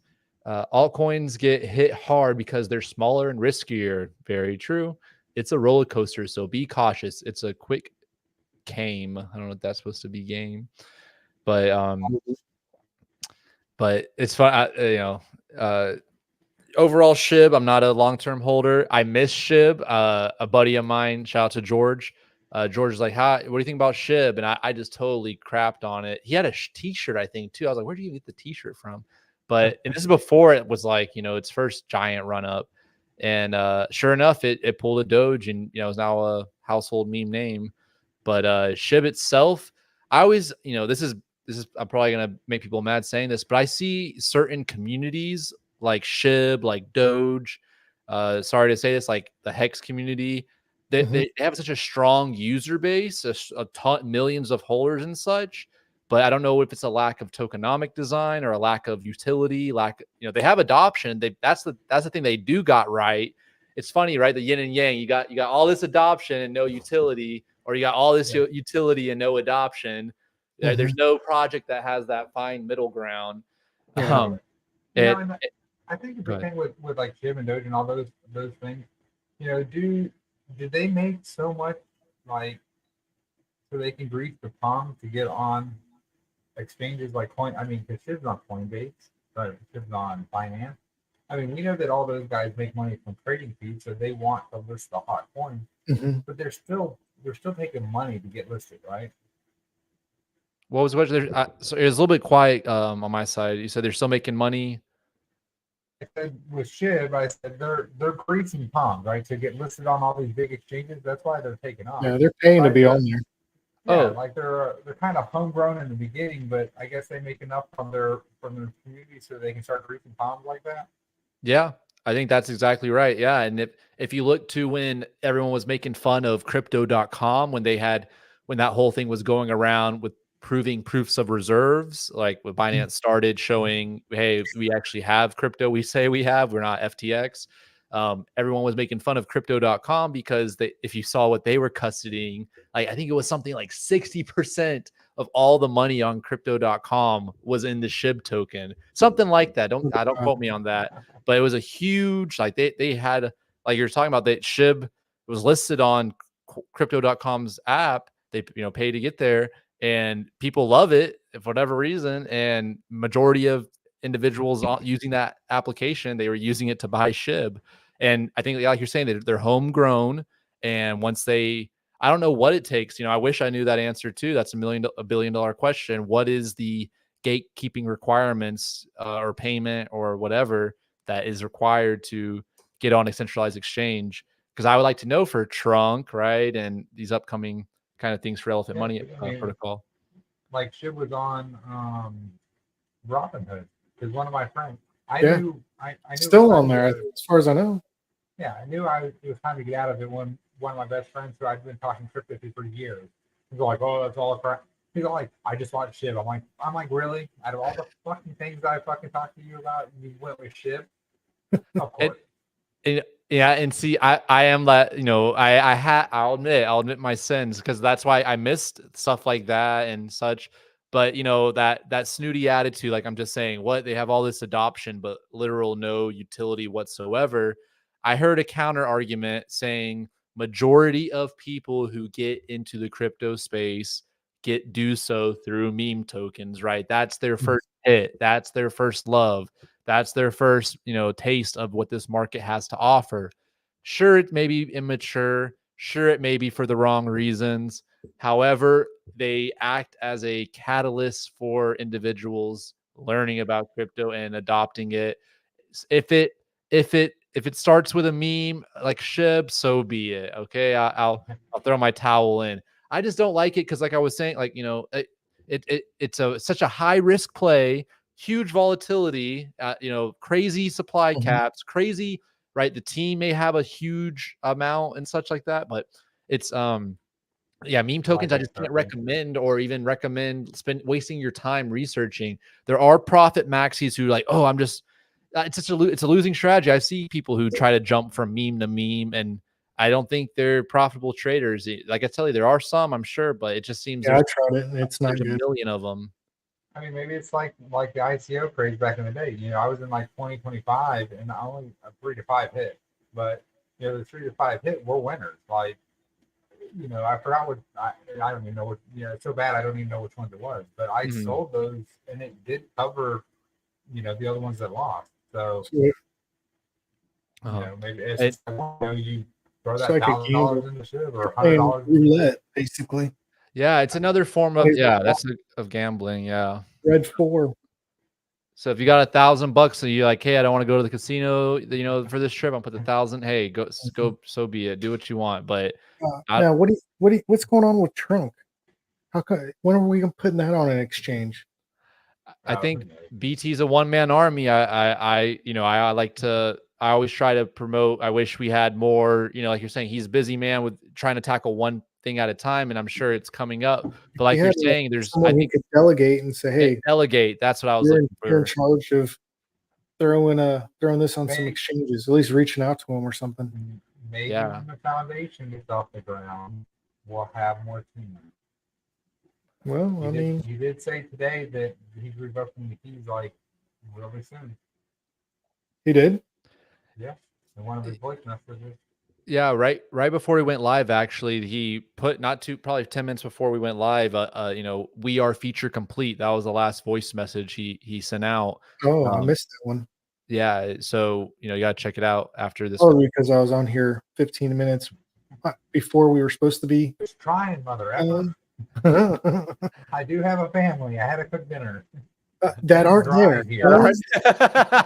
You're home alone. You've already told us. I'm home alone now. I had to drive to my house, my other house. Yeah. From Oh, my well, family some of us house. only have 2 or 1 house. Yeah, gosh. At least you you sell have a one of house. those- I sold mine and bought an elephant. That's great. Oh, some It's NFTs. You got some real estate. Yeah, thank God. yeah. and overall, but like I said, maybe in my upcoming challenge I'm gonna start soon, maybe this is something I'll dig into when there's big dips, like a 20% dip in a day or a week for something like SHIB. Maybe that is a great buying opportunity. I gotta do more research. I'm not too sure with its kind of history, but that when there's a huge community, there's huge adoption, like dips. If it's not a dip from the all-time high, right? But those are oftentimes potential buying opportunities for short-term You know what we should do? gains. We should do a new segment each week. We should call it DeFi Springs Inside Guide to the next big thing. I don't know. Yeah, Something I don't know, like but that. like I said, I rather just promote what works. As you know, we we don't jump around to this. We just promote what works. true. But That's true. I do not. I'm in 90% elephant yeah. and VOD Celsius. Oh, and so that was kind of the news with SHIB. And one more point to make out here is, this is I remember talking to this guy. I was thank God I didn't work with him. It was so funny. He's like, I'm a day trader. I was like, oh, that's cool. I'm like, I do crypto and stuff.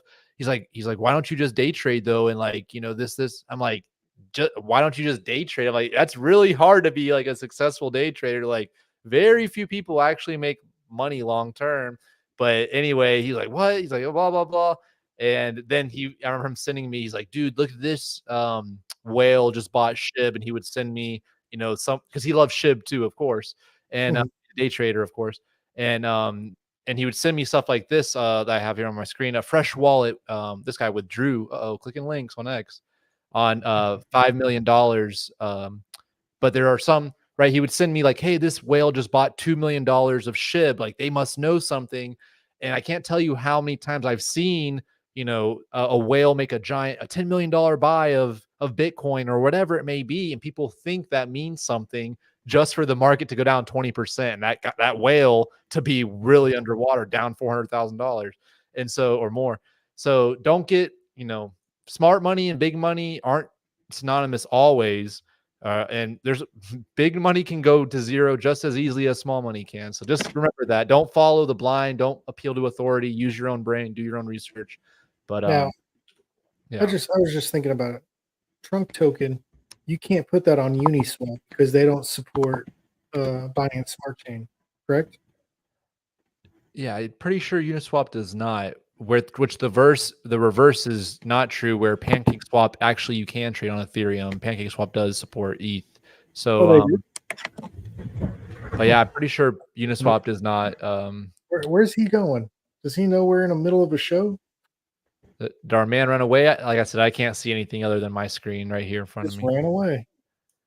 He went to go cook dinner for his kids, like he was for his family. I don't know if his microphone quit working. I don't know. It's just you and me.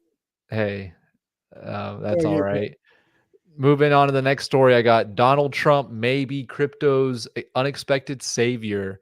So Donald Trump, this is also just who are writers, man. It's so funny. Maybe I need a part-time gig of being a writer for news stories, right? When you see this stupid headline, Trump is gonna save crypto, right? And you go through the article, it just goes back and forth. This expert says Trump likes crypto. This expert says, "Oh, remember when he said he literally does not like Bitcoin and crypto?" Like right here, we're back out. Right at 2019, formerly called Twitter, a Twitter post, right? Trump had said, "I am not a fan of Bitcoin and other cryptocurrencies, which are not money and whose value is highly volatile and based on thin air." It's like, but since leaving office, he has invested in crypto. I can't remember off the top of my head. I think he had like $2 million in Ethereum on his like tax return or something he was holding. Yeah. Well, he had some NFTs that were all on the Ethereum network. Yeah, and that's also right here. And he issued his own collection of non-fungible token NFTs. So they're saying, well, maybe he's turned his opinion on crypto market since he's done those things. Welcome back. All right, I'm a Where'd you sixer in. go? I had to pee. I had to pee, You had to man. I was a sixer in. I texted you in private chat. You could have said something to us. You I just literally texted you in the private chat. I was like, Zach, I think he's crapping his pants right now. Kind of waddled off. I'm a sixer in, dude. I don't think you know how I fucking walked up and down this weekend. It was a lot. I'm old. I'm not 1 year out of high school like that. That's right. We were just covering right here, Goldwyn, about Trump. He loves crypto, but he also hates it, and maybe he's gonna be a huge supporter. But actually, there's all this evidence that he probably won't do anything. Like these are I could throw this rag in the trash. There's nothing of substance here. They just go back and forth. This guy says, this Republican likes crypto, and this one doesn't. But right here at the very end, right, this is the summary. This is to sum it all up. President himself is inclined towards aspects of freedom, okay, but an organized finance system. So I think there's an opportunity, but I don't think he has views written in stone on crypto. They're saying nothing. That's the summary of this. I mean, he was already article. in office for 4 years, so yeah, like crypto was around when he was in office last time. So I mean, his stance isn't going to change in 4 years. That's saying. I agree. And I don't know if you guys seen this guy, gentleman, Tom Emmer, a Republican from Minnesota, because I've seen him a few times on Twitter and stuff to posting pro crypto things. I think he's one of the, I think he's a House member who often, he's a House Majority Whip right there. I should know that. And he's often promoting pro crypto legislation or pro crypto, basically legislation.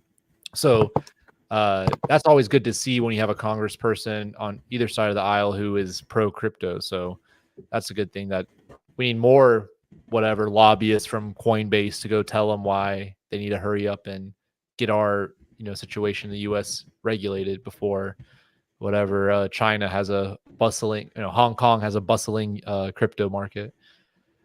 So that's all that. Just moving on. We'll wrap this up. I got 2 more quick stories. Right now, the block, right, they're citing that in-person businesses are accepting Bitcoin at a higher rate, triple than what they did the previous year. Oh, before I show it, I gotta click back. Did you guys see? Take a guess. How many in-person businesses?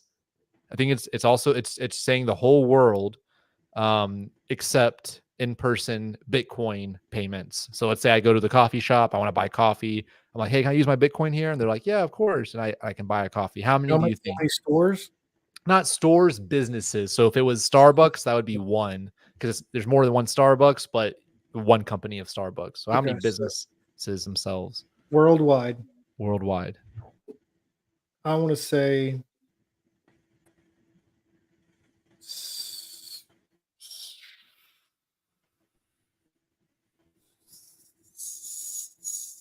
It's Oh my okay. God, There's no he's money. fucking There's no sick. money on this guess. There's no 16 no million. money. How many? 16 million. 300.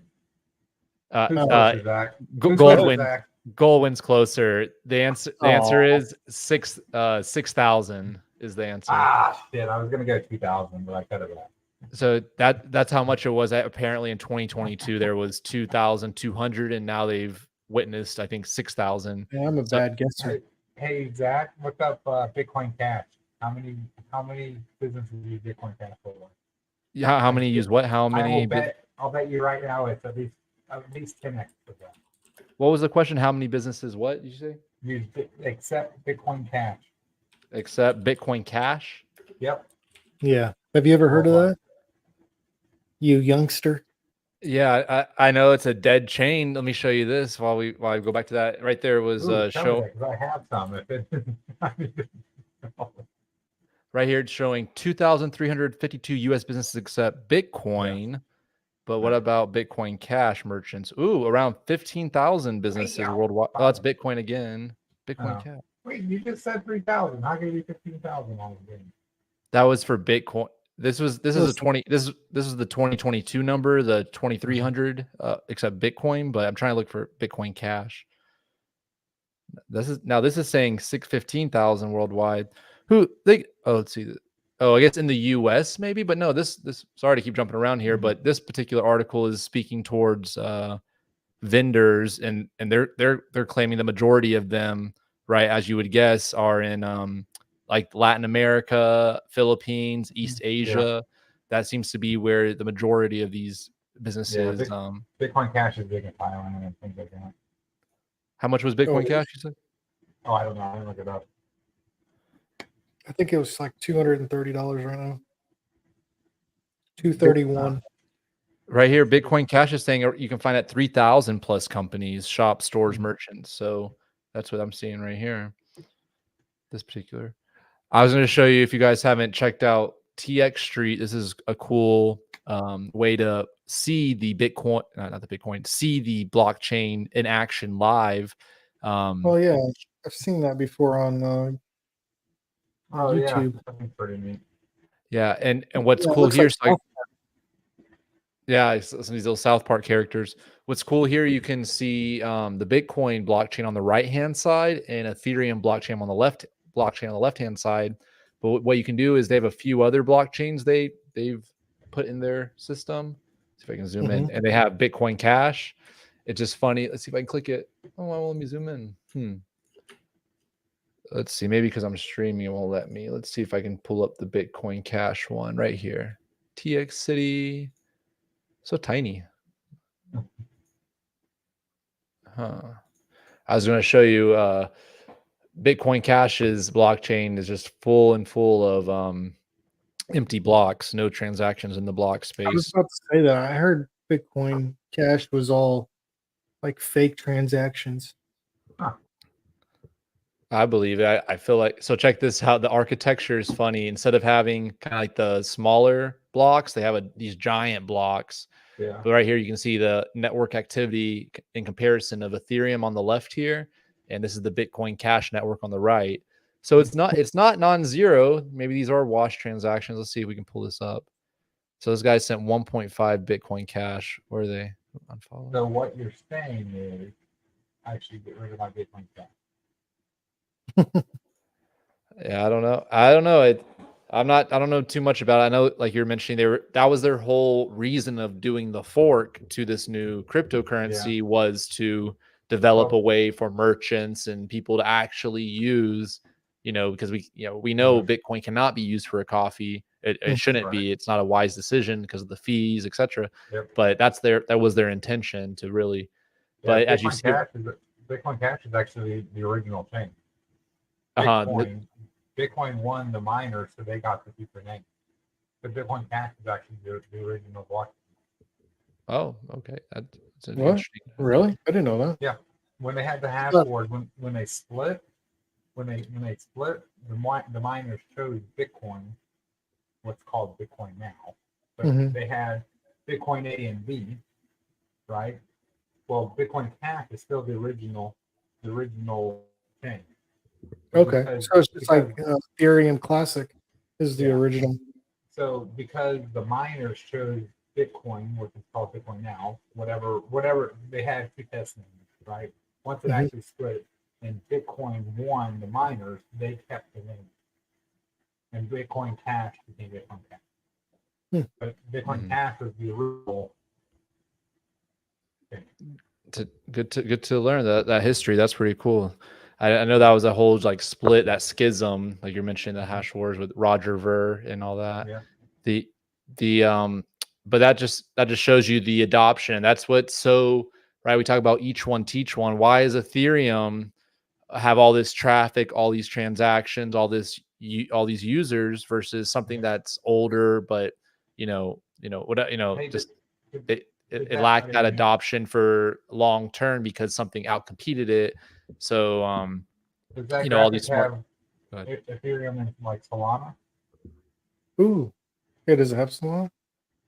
No, So, it only has a few here. It only shows okay. Monero, Litecoin, Bitcoin, and Ethereum for Right. this particular. Monero is funny since if you're familiar, Monero is a privacy chain. Yeah. So it's funny. You'll still see these little guys, but see here I can each of these little guys is a transaction on the Yeah. blockchain, and so you can I can click it and I can go look at the hash and I can see who's sending what, where, and how much. That's a great graphic, man. Whoever designed that, that's Uh, awesome.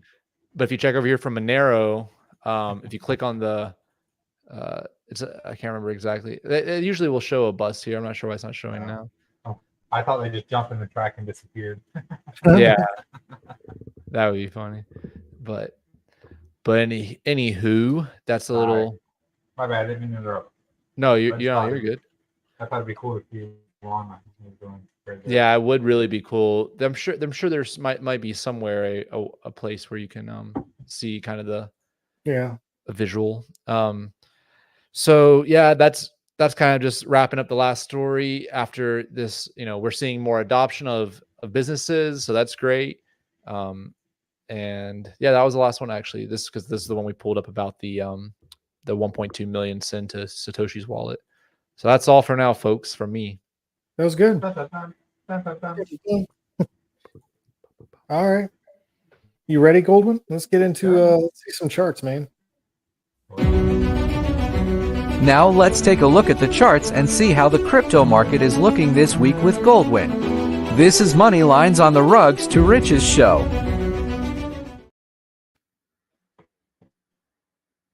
Total market. So this is all the cryptos. And as you can see, a couple weeks ago, these are daily candles. So you can see we were just hitting that green line. Mm-hmm. And as you see, that's what we talked about, that we wanted to punch through and then we wanted to test support.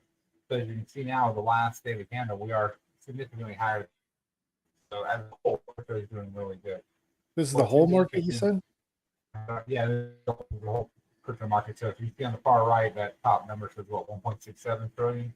Yeah, So that's the whole crypto market except maybe Monero. The 5 it's moving up. But yeah, so we broke through. We came back and we tested it. It looks like just about every other day we tested that support line. So the ETF, it's either going to do one of two things. It will either crash through that support line or it's going to come back, test, and bounce off of it. But we're in a sustained uptrend since November. So that's good. The market. Next one should be Bitcoin. We got some Bitcoin. So what's cool is that green line was drawn, 3 weeks ago. I didn't draw that green line that you see. So in the last we didn't get handle. So in the last 2 days, you see that we had that big run up, and what did it do? It hit its head against the resistance. Mm-hmm. So it comes up a little bit. So every time a candle bounces off that green, think of it as like a cloud, right? And every time it hits it, it makes it a little bit smaller and a little bit smaller and easier to get through. So we're right there at that 47, I think it's 47,000. And that's what we were talking about last week, right? That we were going to hit that level, and we did in the last 2 days. So we hit it, it got rejected, And that's I think the crazy thing about like exactly talking about your day trades. You know, it's human nature. Everybody had that. I'm not even a good trader, right? I drew that green line Yeah. because the uh, That goes to your point where, like, especially with these major lines and like major events, or major support or resistance zones, like you're saying, even as someone, I guess you're saying, like, as a just a maybe not even an expert trader, you were able to recognize this beforehand, and so people who were able to, I guess, position themselves accordingly probably made a pretty penny if they shorted at that line, if they foresaw it would not get broken. You know, we didn't break through it, so you take that risk. I mean, we had our tools to measure. I mean, that might just be, you know, 1 or 2%, 3%, 5% maybe, bouncing off that line. But they had their, like you said, they had their short position right there with, you know, 2 or 3x leverage. You know, they're not going to be no crazy leverage, and then it drops down 3%. They sell at 15% gain on their money. Yes, yeah. You know, so I mean, that's that human nature that comes into play, and I would consider myself a complete novice in charting. I mean, I understand resistance, and I understand. And that's what I did. If I could go back and study the chart in the past, that was an established line where there had been some resistance and some support. So I just projected it and pushed it forward, and that was the next logical step. So Bitcoin's good. The ETF's going to do 1 or 2 things in the next couple of days. Or what did you say? Tomorrow at 2 o'clock? Yeah, I say 3. Tomorrow at 3. Tomorrow at 3 o'clock. We're either going to push through that green line or we're going to start going back down to that yellow line. And that was interesting, AJ. What was the price that you said earlier? This would be Around 40 is what I was guessing. Okay, so you can see that yellow line. That's the next. That's our current support line or trend line, if you want to call that. So you can just look these are daily candles, right? So if it takes a week or 2 weeks, you can kind of see where it would be on that line. So we could hit 40, just like you were saying. So yeah, what would you prefer to do? Go back down by Wednesday, or would you like to see the rally keep I on would going? like to see it punch through that green line and then come back down and test that green line. Because I'm a firm believer that I want number one to start. So if we can punch through that, let's say it goes through that line $1,000 or $2,000, even 50, 50 is another psychological limit because that's that hard number. We could run up, hit 50, and then bounce off 50. And if we bounce off 50, we come back and we test that 47. That's going to be a nice support line, right? Because the resistance support, the big thing is once you break through them, they flip. So right now, 47 is our resistance. That's our ceiling. But once we break through the ceiling, now it's kind of a ground. So I would realistically like to run up to about 50,000 and then come back and hold that 47. Because if we hold that 47, that's a really good sign. Yeah, it'll be interesting to see if like you're mentioning, if it's a sell the news event, if it just dagger drops down to that yellow line, or maybe the 42,000 or like you said 40,000 range. That's what this chart's showing me, and with the current events coming up, it just looks like, kind of, you see at the start of December, that run up that first happened at the beginning of December. All of that may just be that buy the rumor, influx of capital and people building the chart just to pull the rug out of retail when they're all getting ready to buy, and all this fresh liquidity is showing up, and just the whales are shorting into them and eating their lunch. But you really kind of think that the yellow line is the current trend, but the long-term trend is that red line. So I mean, if shit does kind of go south, it could go all the way back down to that red line. Well, hopefully not. Yeah, but it could. I like the yellow line better. Right? We like yellow around here. That's right. So that's the red line is the major uptrend line, right? So if we hold that, we're still technically in the uptrend. That yellow line is the kind of a local uptrend line, but it could come all the way. If it breaks that yellow line, then it would retest that red line. I think the next one's going to be, I think this So this is a great example of what we're talking about, resistance and support. So you see that red line there, that's the oh man, it's escaping me. Is that the Can't remember. Fibonacci level or something? Yes, thank you. That's the fifth level. And so as you can see, we broke through, but we didn't stay there, right? So we broke through, we came down, and then we rallied again. This is B&B again. We rallied, we broke through again, but it didn't hold. So then when it came down the second time, now it has more momentum to the downside.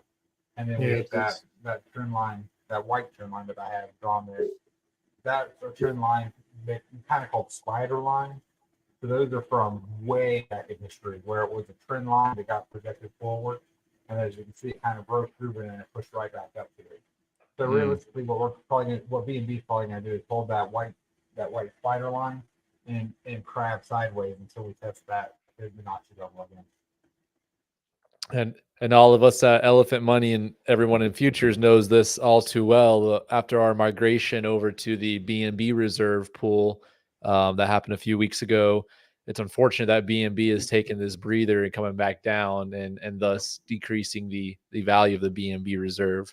But yeah, you think that white, you said it was a spider line, you think that's going to hold any weight, or do you think we're going to fall to the blue? I don't think that's. There's There's no way a spider line's going to hold that much. Yeah, I mean, the bad part is if it doesn't, then it comes all the way back down to that blue line. That's the new local, and these should be one day. These should be one day candles as well. Yeah, but it might not go straight down. It could just crab. It would crab, but it would hit that line somewhere. It would hit that blue line somewhere. So it all that what's going to depend on that is over the next 2 days is what happens with the ETF. Is it a solid rumor? If it is, then you know BNB is going to fall, just like everything else. Buy the rumor, see the news. Or does BNB fall, or not BNB, does BTC fall, and then that money trickles into ETH and BNB and that next level. Because we all know how it works, right? BNB runs, money comes out of BNB, and usually if BNB fall or if Bitcoin falls, the whole market falls, and like a few days later, then the altcoins will run. Yeah. Like they get moved into stable coins and wait for all the volatility to flush out. Then they'll put it into alts. AD, like you were talking earlier, what would you go into? If you do the Fibonacci retracement from all-time high to all-time low through the bear market on the top 10 coins, BNB is the only one that's in this red zone. This red zone is the bottom layer of the Fibonacci. You have other coins like Solana is you have red, and then you go to orange, and then you go green, and then I think it's a little purple. After that, Solana is already it's bouncing off that green level, so it's a whole level higher than BNB. So Oh, really? Yeah, and so the same thing. Cardano, like you're talking about, Cardano is still down in this red zone. XRP has broken through, and they're going towards that green zone. So that's when you're talking about those top 10, top 20 coins. Doing a free retracement, you'll see where all of the other ones are already kind of running, where BNB has it. He's still, for the year, BNB is still negative. And it's one of the only top 10 coins that are still negative for the year, where all the other ones have made up that loss. Well, that's pretty interesting. Why don't you, do you have Algorand on here or no? I can do it next week if you want. Okay, next week. I want to see where Algorand lies because I wouldn't mind buying some of that. Okay, sure. What is this? Elephant. Oh, it's my favorite one. Yeah. It's looking like an elephant. I always see an elephant when I look at the elephant chart. How about you guys? It's pretty good. Unfortunately, the elephant has his trunk down. We need to raise his trunk up. But yeah, looks like a downtrend. Now, 2 weeks ago, right? We were talking. Now, this isn't a daily chart. I think this is a 4-hour chart. I think is what this is. It's a daily. It says daily. This is daily. Okay, this is daily as well. Trunk is on a 4-hour. 2 weeks ago, we talked about that green line, right? That was our major trend line that we wanted to break. And so when we put that $1 million in, it created that green candle, right? Yep. So we broke that trend line. Well, since then, what have we done? We come back down, take more sells, and then if you zoom in a little bit, you can see that last 8 trillion sell 2 days ago, 3 days ago. Drop us all all the way down, and we actually pierced that trend line. And unfortunately, we pierced it, and now we're banging our head against that that resistance line again. So what to do is we wanted to break that resistance line, and actually you see the horizontal lines there. I have green, yellow, and red. Yeah. So those were our supports over the last year. Where green was the one that we wanted to actually get through, and we wanted to hold that. Well, we broke through that, and then once we got to that yellow line, that's where the seller sold. You see that? Mhm. It dropped us all the way through that red line. So that red line was our last true support level, right? So we either do one of two things: we go into free fall at this point, or we'll crab sideways. We'll clear that green trend line, the down trend line, Mhm. and we'll start bouncing off that red line. Once we break that red line, then we'll start calling up, and we'll break this yellow line, and we'll create another local trend line going up. Yeah, this looks, with all that being said, it just looks so juicy to me because, like we're talking about, with after that large sale caused by one seller, all the other whales really, didn't really sell their positions or anything. Actually, I'm glad to see that when that guy put in that $8 trillion sell, that $8 other trillion people, sell. Woo! well, eight trillion token sell. I'm surprised I didn't see anyone else panicking and freaking out. It did come Saturday night, so I wonder if that was planned by that guy. To like, I'll do it on Saturday night when no one's really paying attention. Well, the other thing is now that the top holder owns 0.25%. Who do you think the top holder is? Do you think it's Money Man? It's not. He said he's still not the number one. Well, when did you talk to him Ironic. last? Well, I literally talked to him Saturday, 10 minutes before this sell. I'm not even kidding you. 10 minutes after or before? Before. Okay, well, he wasn't the number one holder, but now he is. No, he said he's still not. He said he's one step closer, but he's not the number one yet. It's like, it's oh weird to God. me, like back to Money Man talks in the chat and stuff, but the top 50 people, and holders, most of them, are, I guess they're just holders. They're not really active members of the herd. They just kind of buy and check the charts and they like the project or something. But it's always nice to have a friendly whale reassuring everyone, like, hey, this is something I've been a part of, and this is something I'm not going anywhere. So that is cool. Yeah, and the big thing is, this is what I really want to tell all elephant holders, right? If you hold elephant and you believe in the ecosystem, there is no better time than right now, right? Because here's what happens: we have now gone on two. We've had two parabolic runs, right? We know what's going to happen. All we need to do is get the LPs below 100 trillion, right? Once the LPs are below 100 trillion, it's exponential growth. So if you hold elephant, if you're going to hold elephant in diamond hand, you should buy elephant, because Bertha is buying. Bertha buys every single day, right? We know that. But Bertha can't do it alone, right? So what we need to do is we need to teach everybody that, yes, elephant will go up. Yes, elephant can go down. But if we buy and we hold, right? Isn't that what the GameStop people were? Buy and don't sell. Buy and don't sell. It's going to go up. Buy and don't sell. Well, that's what we are. We need to start preaching to GameStop people, right? That's what elephant is. If you buy and you do not sell, elephant price will go up. Yeah. Well, there is a little bit difference between that. The GameStops, they had a shorts out on it.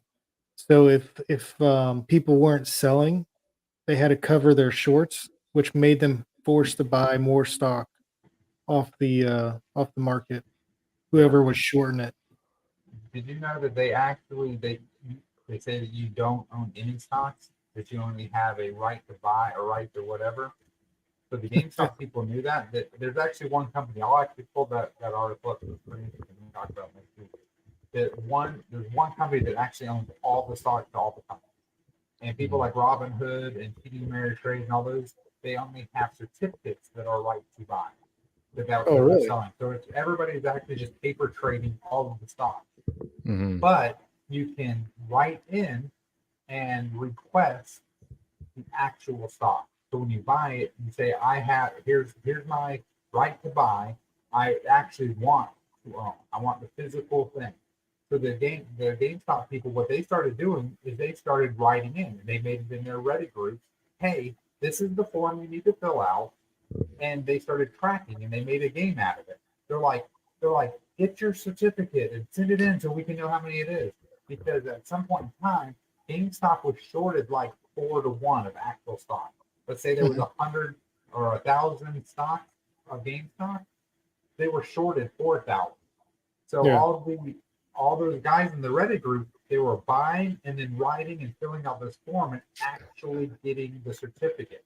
So when Robinhood turned it off, they turned it off because more certificates were actually being issued than were actual stock. Wow. Yeah. So that Reddit group was showing that this is just all fake. That the whole system is fake. Yeah. And they were getting the legit certificate saying that they owned the stock. And that's That's interesting. It was a great article. Yeah. But that's what they were doing. They were doing a liquidity speed, right? That was now an LP pool of fake shares and real shares. So the GameStop people were buying real shares and holding them. That's all they did. They were driving that liquidity pool up. Yeah, one of the funniest stories I ever read about GameStop, a guy was giving his story of how he uses GameStop as a bank. He pre-orders all the video games, so he puts the $60 deposit or whatever down, and then whatever he needs money, he goes and he like cancels it, or I forgot exactly, but he was basically using he had like an account at GameStop where he's using it to put money and take money out and That's using so them as his bank. I got to pull that up too. Maybe I'll share that as a news article next week. Yeah. I thought that maybe it was a 4chan post. Who knows? But it was funny as heck. Yeah, that's pretty funny. So the moral of the elephant story currently is if you believe in elephant, everything happens because of the asset. Elephant token is the asset, and everybody needs to buy and hold. And realize that it can go down. We got it, but it won't go down if you don't sell. Yeah. One stat just to bring it back to Elephant and Bertha, I saw today, right? I think Bertha this time last year was at 102 trillion, and right now she's at 198, about to break the 200. So, right, she was able to gain 100 trillion in 1 year at these kind of depressed prices. So, like I was saying before, I really do sincerely, because I intend to hold Elephant for 2, 3, 5 years plus. I really do hope we continue to do this distribution event where we stay at these depressed prices. So Bertha can get it up to 250, 300 trillion, because just like what Golden was saying, it will physically be impossible for there to be more than 100 trillion left in the LP. And the sooner we can, fatten Bertha and, and make that a reality, it'll just make, like I said, the rest of the history of elephant money that much more pretty, and all of this will be behind us. It all goes down to if we can feed Bertha, and she is that, right? We thought this 8 trillion guy was a diamond hander, but no, we know Bertha is she's the queen of the true diamond hands. But if we zoom in on that chart, that green line is coming down hard. Yeah. Downtrend. So what do you think? This is a day chart? You got like 3 days to figure out if we're going to bust through that or not? Yeah, it's going to be fast, I think. It's going to, right? We pierced through it, then we came up and we hit our head, and then we dropped down a little bit, and then we hit our head and we dropped down a little bit. Yeah. So we're going to go through that. Two to 3 days. That's when the ETF, the rumor is Wednesday. I think it's going to be tomorrow, but if it comes out Wednesday, that thing could be busting out with the. So if it's good news, then BNB runs and it pulls us back through, right? BNB will pull us through that green line, and really what we need to do is we need to get back past that red horizontal and get that. That's our ground again. We're gonna switch this podcast to Elephant FUD. Let's just talk about, I don't know, this Bertha lady. She doesn't sound like she's really into this elephant token. If you want to talk FUD, we'll just FUDcasters. pull the up. Holy shit, the FUD that's in that thing. It's been brutal the last 3 or 4 days. Oh yeah, what have you been hearing over in the FUD chat? God. Dude, they're just whining and crying about how futures is now not 0.5%, and it was supposed to only take a black swan event, and here we are. A week after it's set, now we're not 0.5%. Think we're not? I thought we were. Now we're at like 0.43 or something. Ah, And they're like, oh, the B&B reserve doesn't fill up anymore, and it's just going to run to zero. And I'm like, dude, it can't run to zero. It's literally back. Where do these people come from? Like, I don't. It's only when the bad times they're all, or the bad times, when the depressed times, when the whole market is sideways or not doing anything. Don't get me wrong. I'm not trying to dismiss. I do understand their concerns and their arguments. But if they have to have I think hopefully a bigger picture view of the ecosystem and understand this is a short-term temporary pain, and how, like, it's impossible for it to go to zero. And if anything, this is this is the ability to prevent this project from, like, you're maybe talking to people who used to FUD that, oh, futures liabilities will get out of hand, and there's no way that, right, all of those FUD has now been, permanently crushed.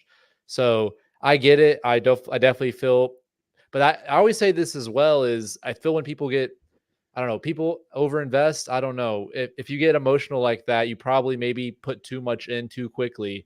I've still been DCAing. I've been this thing for 2.5 years. I don't know. That's just my, if anything, I like to, I don't know. But I totally, I get, they have valid concerns and valid arguments. But like I said, I'd hope they would understand the bigger picture.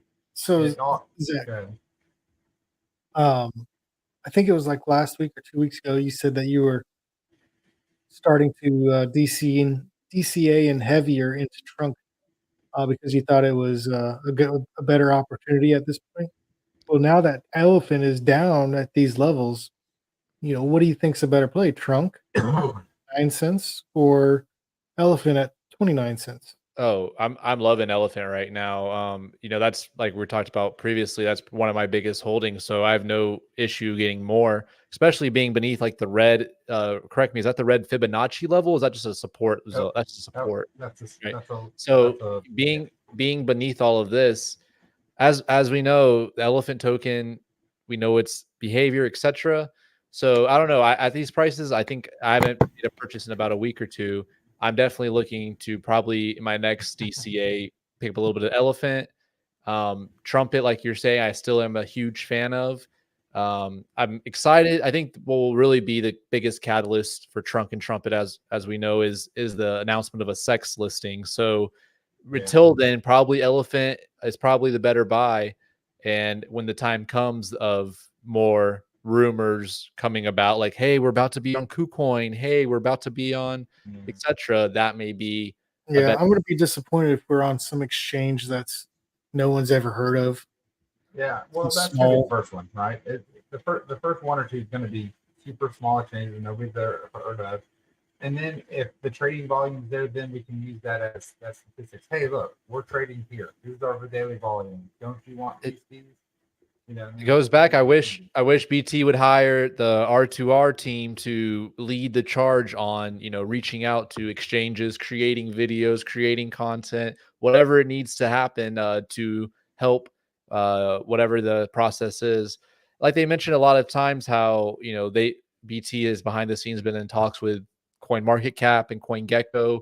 So I would hope that he's already started those talks and behind the scenes of these other places. Because we have numbers, we've got the data to show. So I think it just goes back to if we can pay the fee to join the team, join the club. I think we're personally, sitting in the FUD channel, it starts like this. I asked a question in PG and I got banned. This is my question, and I'm like, well, that's a stupid question, right? I mean, you just literally said B&B reserve is going to go to zero. Well, that's impossible. It can't go to zero, right? You know that. Here's a theory for you. What if the number one holder was a secret wallet of BTs, and he sold, and he's going to use that money to pay off CoinMarketCap and CoinGecko to get us listed? Here's a counter. I think if BT was sitting on $2 million plus, like in that separate wallet. This is why the bigger question is: was Bank Teller the potential number one holder? Was he the 8 trillion who sold? I really don't think so. I think if he had that much liquidity in his own, because we've seen him from his own personal wallet, use and spend and not actually right have to spend Yeah, some elephant. Everybody has a moon bag that they don't touch, though. I think, but yeah, potentially. I think if that was the case, I think he potentially would have touched that bag a lot sooner. That's what I was trying to get at. After the exploit, I think he probably would have used the number one holding wallet. If it was himself, he may have used that one opposed to the doxed one. But Yeah, that's definitely sure could be a case, but I just don't think it would make sense at this time. BT knows the chart. He wouldn't want to destroy this and he wouldn't market dump all these like what ifs, like why would he market sell all of it? Why would he do it right now? Why would he, I don't think there's too many opposing arguments as to you why can it also would look at happen. that chart, AG. You can see that white line that was there. Mhm. That was our local trend line, right? And the second that it broke that trend line is when that 8 trillion was sold. So that guy was watching, right? He's been watching these trend lines, right? And as soon as we bounced up, as we started came down, once we broke that trend line, that local trend line, that's that white line that's going left to right in the up motion. Yeah. Once we broke that trend line and we hit that yellow line, he dumped or she dumped. It could be a girl, we don't know. And and that's what caused that traumatic sell off. But again, that if that happened either 3 months ago in October, how much worse would it have been, right? Because that's the other thing that is in the FUD terminal. Everybody's like, oh, the number one holder lost faith in the system, or whatever. And I'm like, dude, if the number one holder would have sold 1 trillion, you would have been saying the same fucking shit, right? Yeah. So don't come in here being, oh, whiny, because the number one holder could have sold 1 million, and you would have been like, oh, here it goes. Now they're just going to drain over the next, over the next year. It's going to be a million a day, Mm-hmm. So personally, it sucks. Don't get me wrong. It sucks that the fucking price is 30 cents per million, and that dude sold. But for the system and for distribution, it's a great thing. I think I was reflecting a little bit. I was like, because I get excited. I sincerely, my brain starts firing. Like when I see the chart going down, I get more excited because I know what I have in front of me, kind of thing.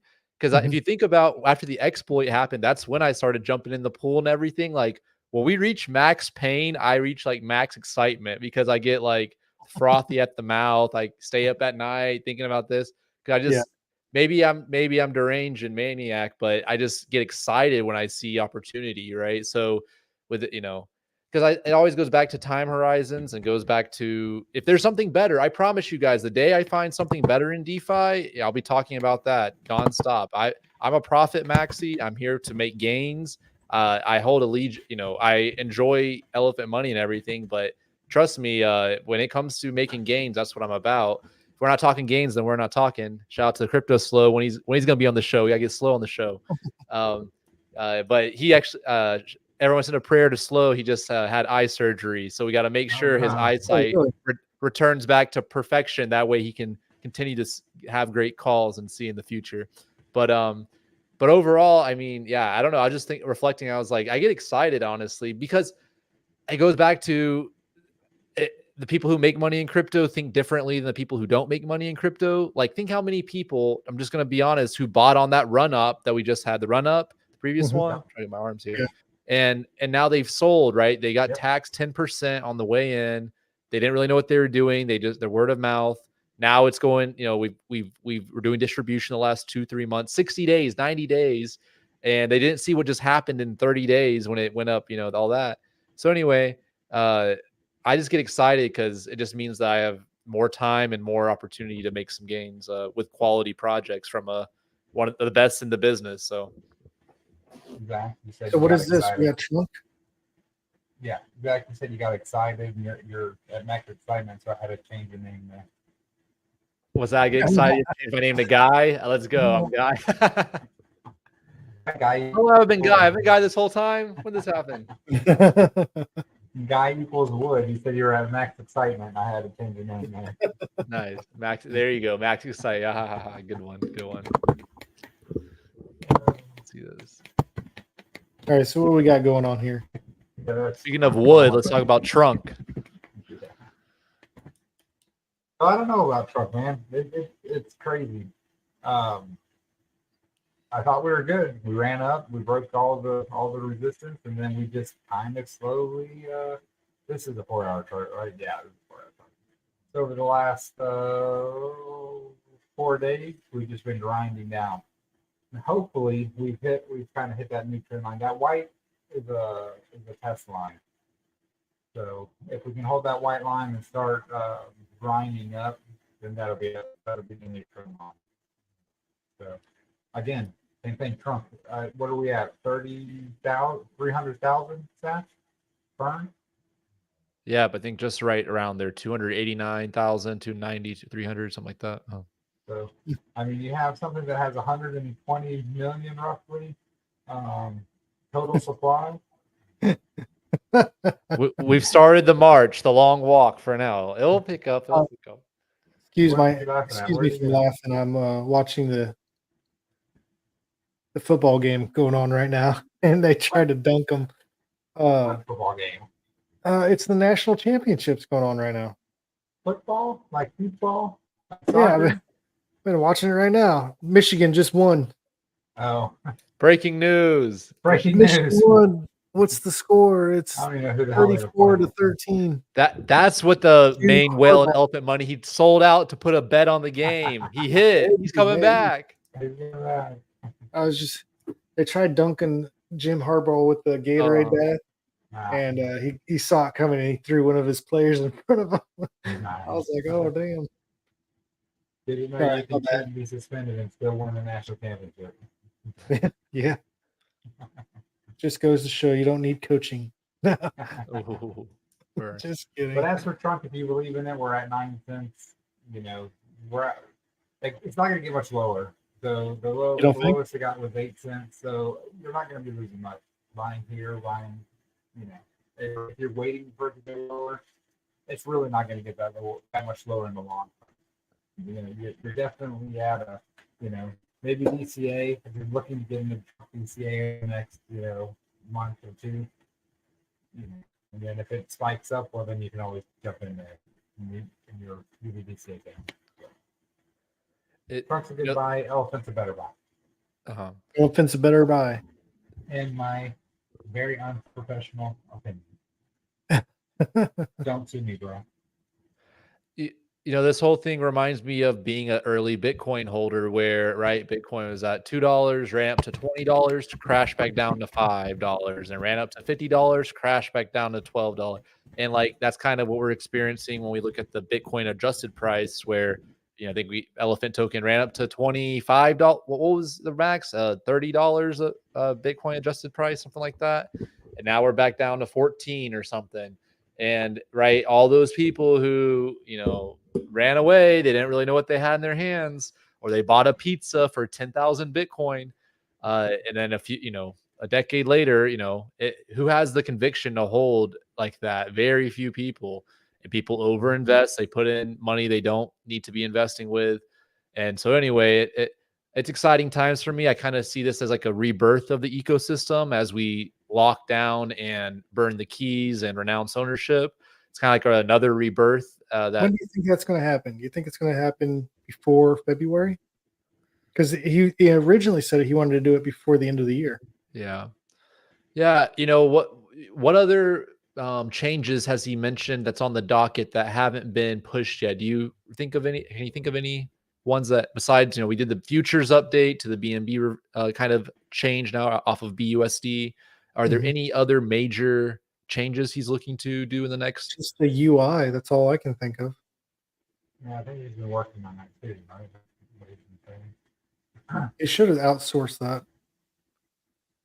My personal opinion. What do you think? I think, yeah. Anything you can do, which part do you think you should outsource? Were you saying which one? UI. Hire a company to make it look, Oh yeah.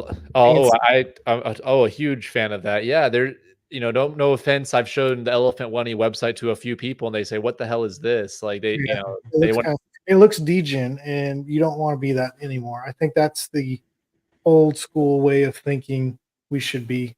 And I think we're progressively gotten more out of that stage. Yeah, want and to go mainstream. We got to look more mainstream.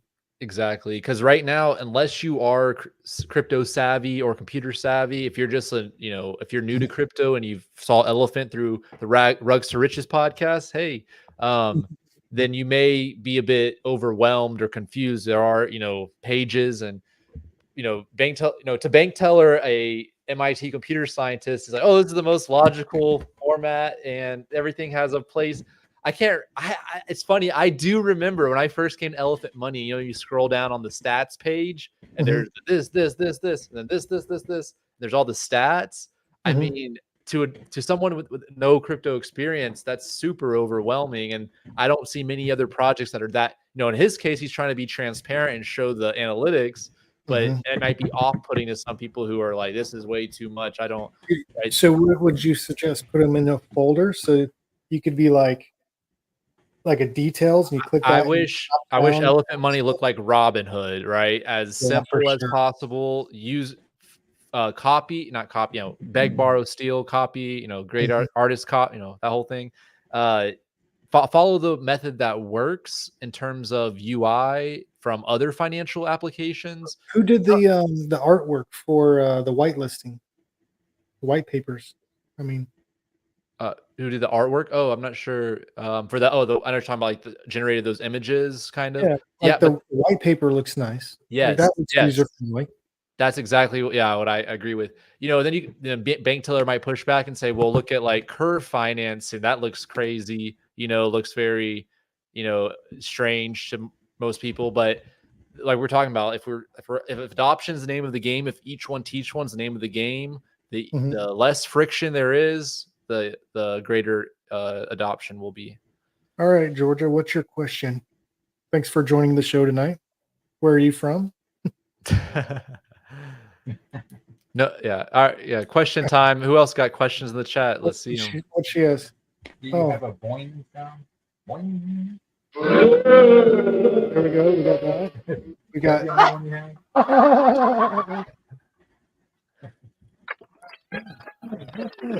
like that. That one's broken up on mine. Applause. And then we got an opener.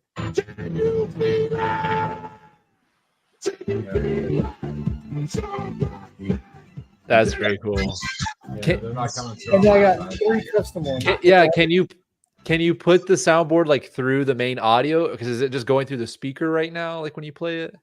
Yeah, because like the sounds aren't really coming through my. They're not coming through? That comes through.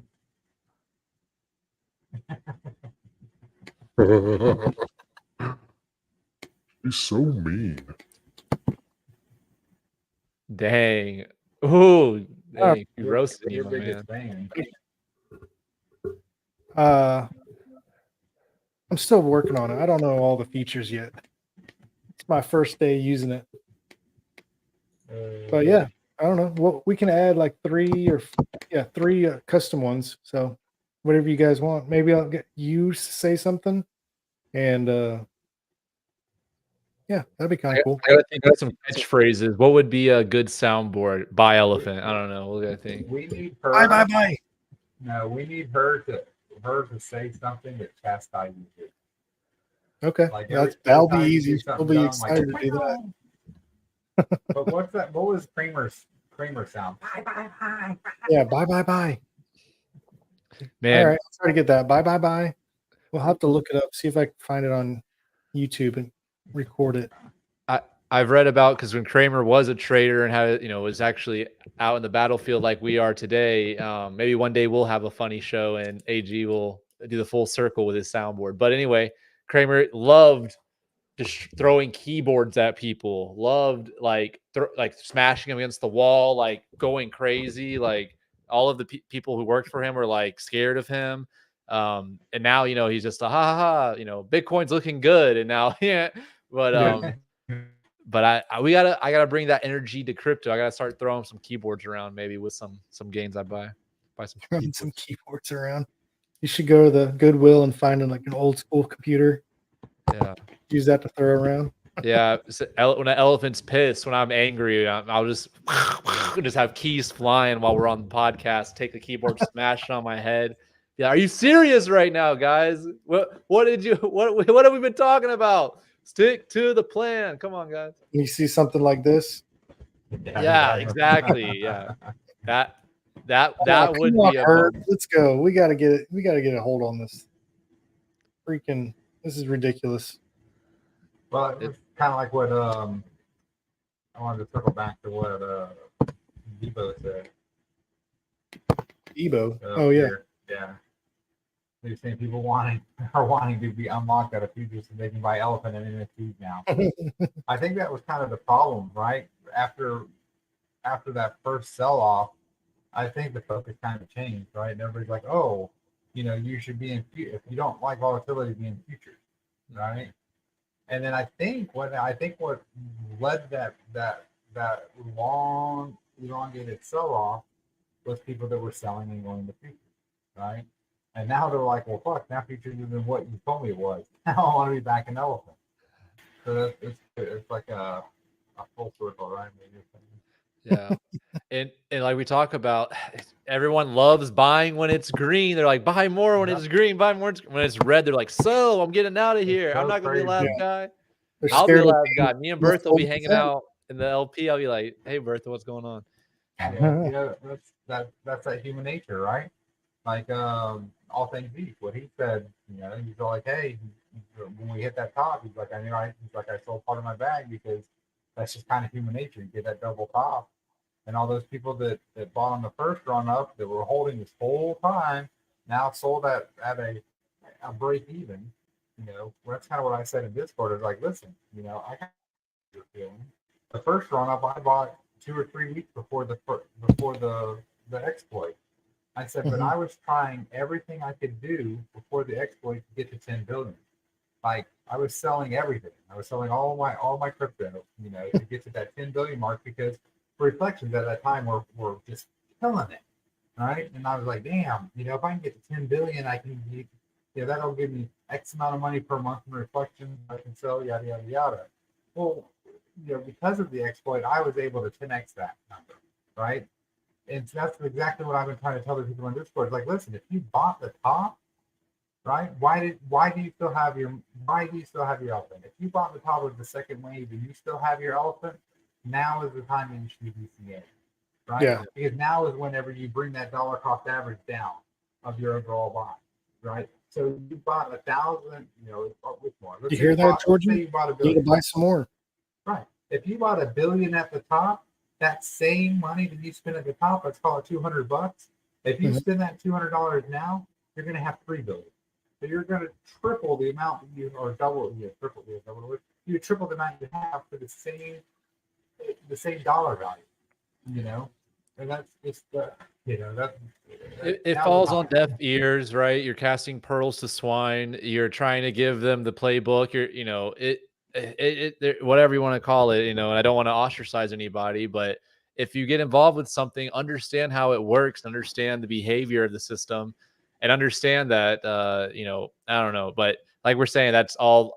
What? It's going down. I'm selling. It's like, what I just said. Anyway, so it's okay. I'm gonna go drive Uber, buy some more. No worries. I mean, the big thing is, if you bought at the top and you still have it, that's the people I'm talking to. If you bought the top and you still have it, buy more now because now you can sell halfway up. If you're holding tension of when you bought the top and now you're all pissed off, right? And your plan is to sell when you get back to even. If you buy more now, you can then sell halfway up. You don't even have to get all the way to the top. Yeah. Right. Or don't sell at all. Or don't sell at all. Right.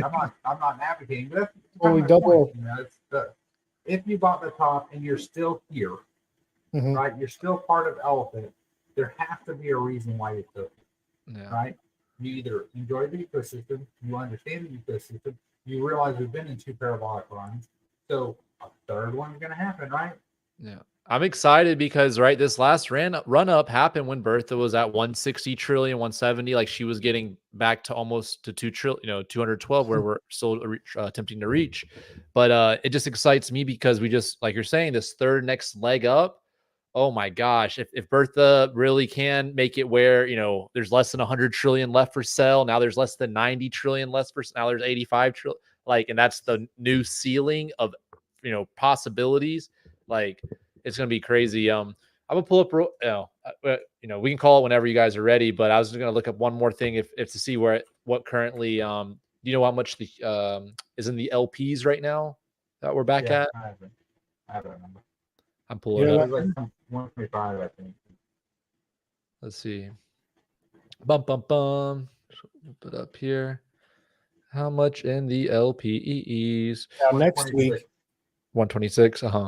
Yep, that's what I see next here. week, Goldwyn, you're going to be at your new location, and you won't be lagging, and your microphone will be working, right? I think I'm gonna have to get a new microphone. I think my microphone is not working because I You have want a a Zoom call soundboard? with my Came with the work. microphone. I send had you a the Zoom link. call with work and I had the same problem. Like they couldn't hear me. So I'm thinking I don't know why my microphone would all of spontaneously stop working, Yeah. but I don't know that I'll be in the new location. It depends on when I can get internet at my house. I mean, worst case scenario, you just use your 5G hotspot. Your kids are playing Xbox on it, so it's got to be good enough. I've literally got a message from Verizon that my kids have used their 5G, so they're gonna be so very upset. That's good. Here, Bibu has a comment here. I tried to explain that if you believe that EM will appreciate, then you have to believe that BNB will too. If both of those are true, then BNB Treasury will certainly be greater than liabilities. There, yep, that's a fair point because you've thought it through, Bibo. Most people have not.